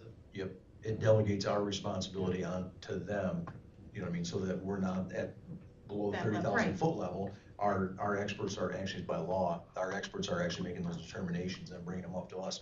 That doesn't prevent us from actually like reviewing what the actual books are, Right, and the being more list, aware of right. that, yep, so. And Other new texts are, policy, new texts are reviewed in the curriculum. Come in. as well as, Right. so, Reviewed and presented to by those set teachers and administrators.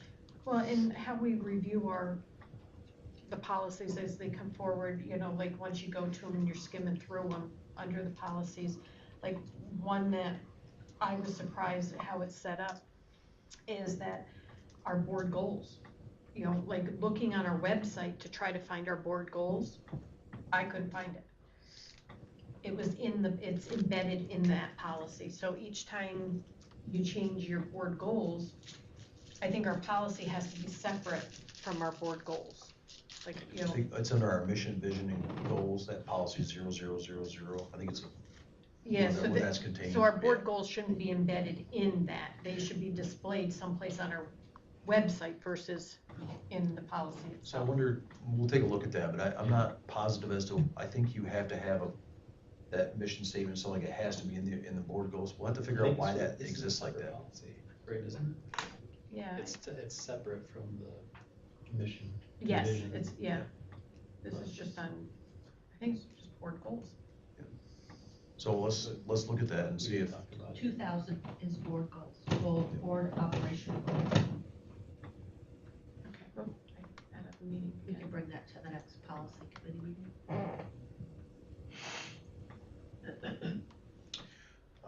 yeah, no, I kicked myself out of the meeting. So I will, okay, so those, do we have a motion to accept those as first reading? I'll make a motion. Second. All those in favor signify by saying aye. Aye. Opposed? These are carried. And we're up to administrative remarks. Okay. Rick, do you have any comments you want to make about yours since you're here, Mr. Robinson? Been a stressful couple weeks for It's us. been a very busy time. Everything went relatively well, so we're good. With the phones and the system updates. Yes. Rick's been doing a lot of testing. Right now we hear this, testing, and nothing. Because things went wonky. Things went really big time and randomly. So we've had some between that and the generator final hookups, knocking out, I think 16 sets of lights. The second time. The first time, knocked out a few different technology things, including that switch, and we were told it just must be a coincidence. So then the second time when they did the final hookups, it blew out 15 random sets of lights, including half the gym. And I said, must be a coincidence, right? So we're having different discussions now. And that was, and he kind of described that as a possibility of happening because our old infrastructure. That's what John's concern is what do we do moving forward? What kind of warranty do we get? What kind of things do we do with that? So they're going to try to you're gonna reintroduce it the same way. They're gonna come back once they get the lights in hand.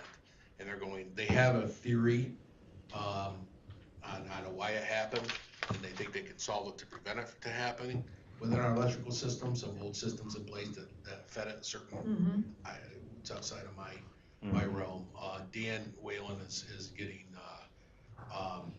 Bill Monahan involved to have him check what the contractor is saying, so we're figuring that out. But so now, of course, they came today, they were gonna run the first generator run and switch it. And I said, no, we're not doing, they wanna do it at 11 o'clock this morning. I said, no, with what just happened twice? I don't think so. Well, we do it at 3 o'clock. No, Corey's going, we have a board meeting. Well, maybe tomorrow. No, we got the scholastic achievement, we'll have half the gym out. So they're holding off now, and we're having discussions by that. Friday night? They're thinking Thanksgiving break, they can do it on that Wednesday, and then they got a few days to recover. So it's been interesting around here a little bit, but we're coming along with all of it. I think, break. Yeah, so we've got our ice machine replaced, 18-year-old ice machine, definitely got the years out of that. And John Nolan is mentioning the bus study. He's working on various number of options, researching all options and specs, because as you're seeing, and more of this is information will be coming forward, but it also puts us into a very interesting dilemma with the 27 and the 35 and the lease changes, and if leases are gonna shift, and if you don't own the buses at that time, what does it mean? There's a number of things that are going to play here that we're gonna have to take into consideration. So Megan, John, and I have had several conversations, and he's meeting with bus companies and a number of things, kind of get his ducks in a line, so we can make sure that we're putting the best options forward. But we'll be bringing it to the table for discussion as we move forward. And that'll be some of the budget time, because Leonard's commented on the electric bus line, and none of them are ordering the buses until the budget has passed. Where before, they would order it December, January, knowing you're putting it in your May budget, it can be delivered quick, but now they're not ordering them. Well, they did it to us, that's what happened to us this year with the diesel. That's why we don't have the diesel. So it's already starting to take effect. Other companies are still doing the old way, and the schools have gotten their buses, but it's really gonna be a lot of change. We'll see where we end up. That's the first step, that bus study needs to be completed, and all these other factors that John's putting together. Any questions or comments, any of those? I remembered, Corey, in discussion, what I wanted to talk about. The Townsend School construction open house. We're at the point where we're gonna be able to schedule this. So I think safely, because of the half days of parent conferences and everything we got going on, the week of the 21st really was kind of a first opportunity. But I think that next week, the week after Thanksgiving, is there any, don't think about the dates. I don't know, timeline, maybe a, 5 to 6:30, open for public. And then people just come and go. Nobody has to be there for the whole time except for us. Not you guys, but Right. us. Yeah. Something like that. So what, This is the week of the 27th. 27th. 28th is out. Yeah, the 28th is I'm available the 27th, 29th, or 30th, and 1st. any other dates out? So if we look at. Not yet, but soon. If we look at 27, 29, or 30, we'll try to focus, I think 30 is probably that Thursday, right? Thursday. Yeah, so we'll look at those, and I'll see internally what works for us. It's looking beautiful. They're getting their final stages done. They'll get the wall down. We're gonna do additional safety walkthroughs, have health safety come in. Then we'll do our cleaning after the contractors do their cleaning. And then after we do the open house, we're gonna schedule the movers to come in, after we figure out who's gonna go back where. And we're gonna go ahead and get those rooms in operation. We're not gonna wait till Christmas break. Okay. We're gonna get it in operation. We can't do that to them. Yep. So, all right. Okay, we got our marching orders on that one. We'll get it done. Okay, and I think we talked about having the portable, I'll say this loud, the portable Pro Rise up there with some before pictures, cycling on the Towns and School projects. So I saw Rick nod, that we're good, he's got it, I'm ready to go. Go ahead. For tonight. Thank you. One thing before we adjourn, I forgot to bring up during the discussion, was the email that had come out regarding our volleyball team.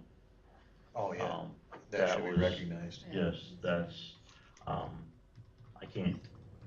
don't have it right in front of me to read it off, Their but the compliments sportsmanship. that we received on that team and their sportsmanship and just the way they're rooting on, that's the type of, incentive that makes you proud to have those students out there representing our district.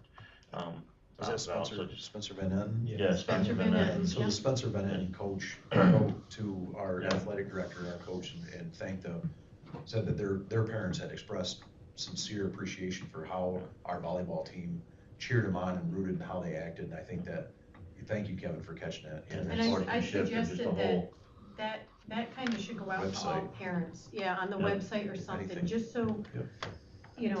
they can see, how proud we are of those students, but also,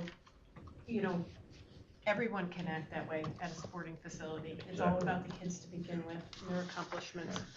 And that's not inflated, that's not just local, that's, for another correct, district to write that, Yep. take that effort and it mean it that much to them to do it.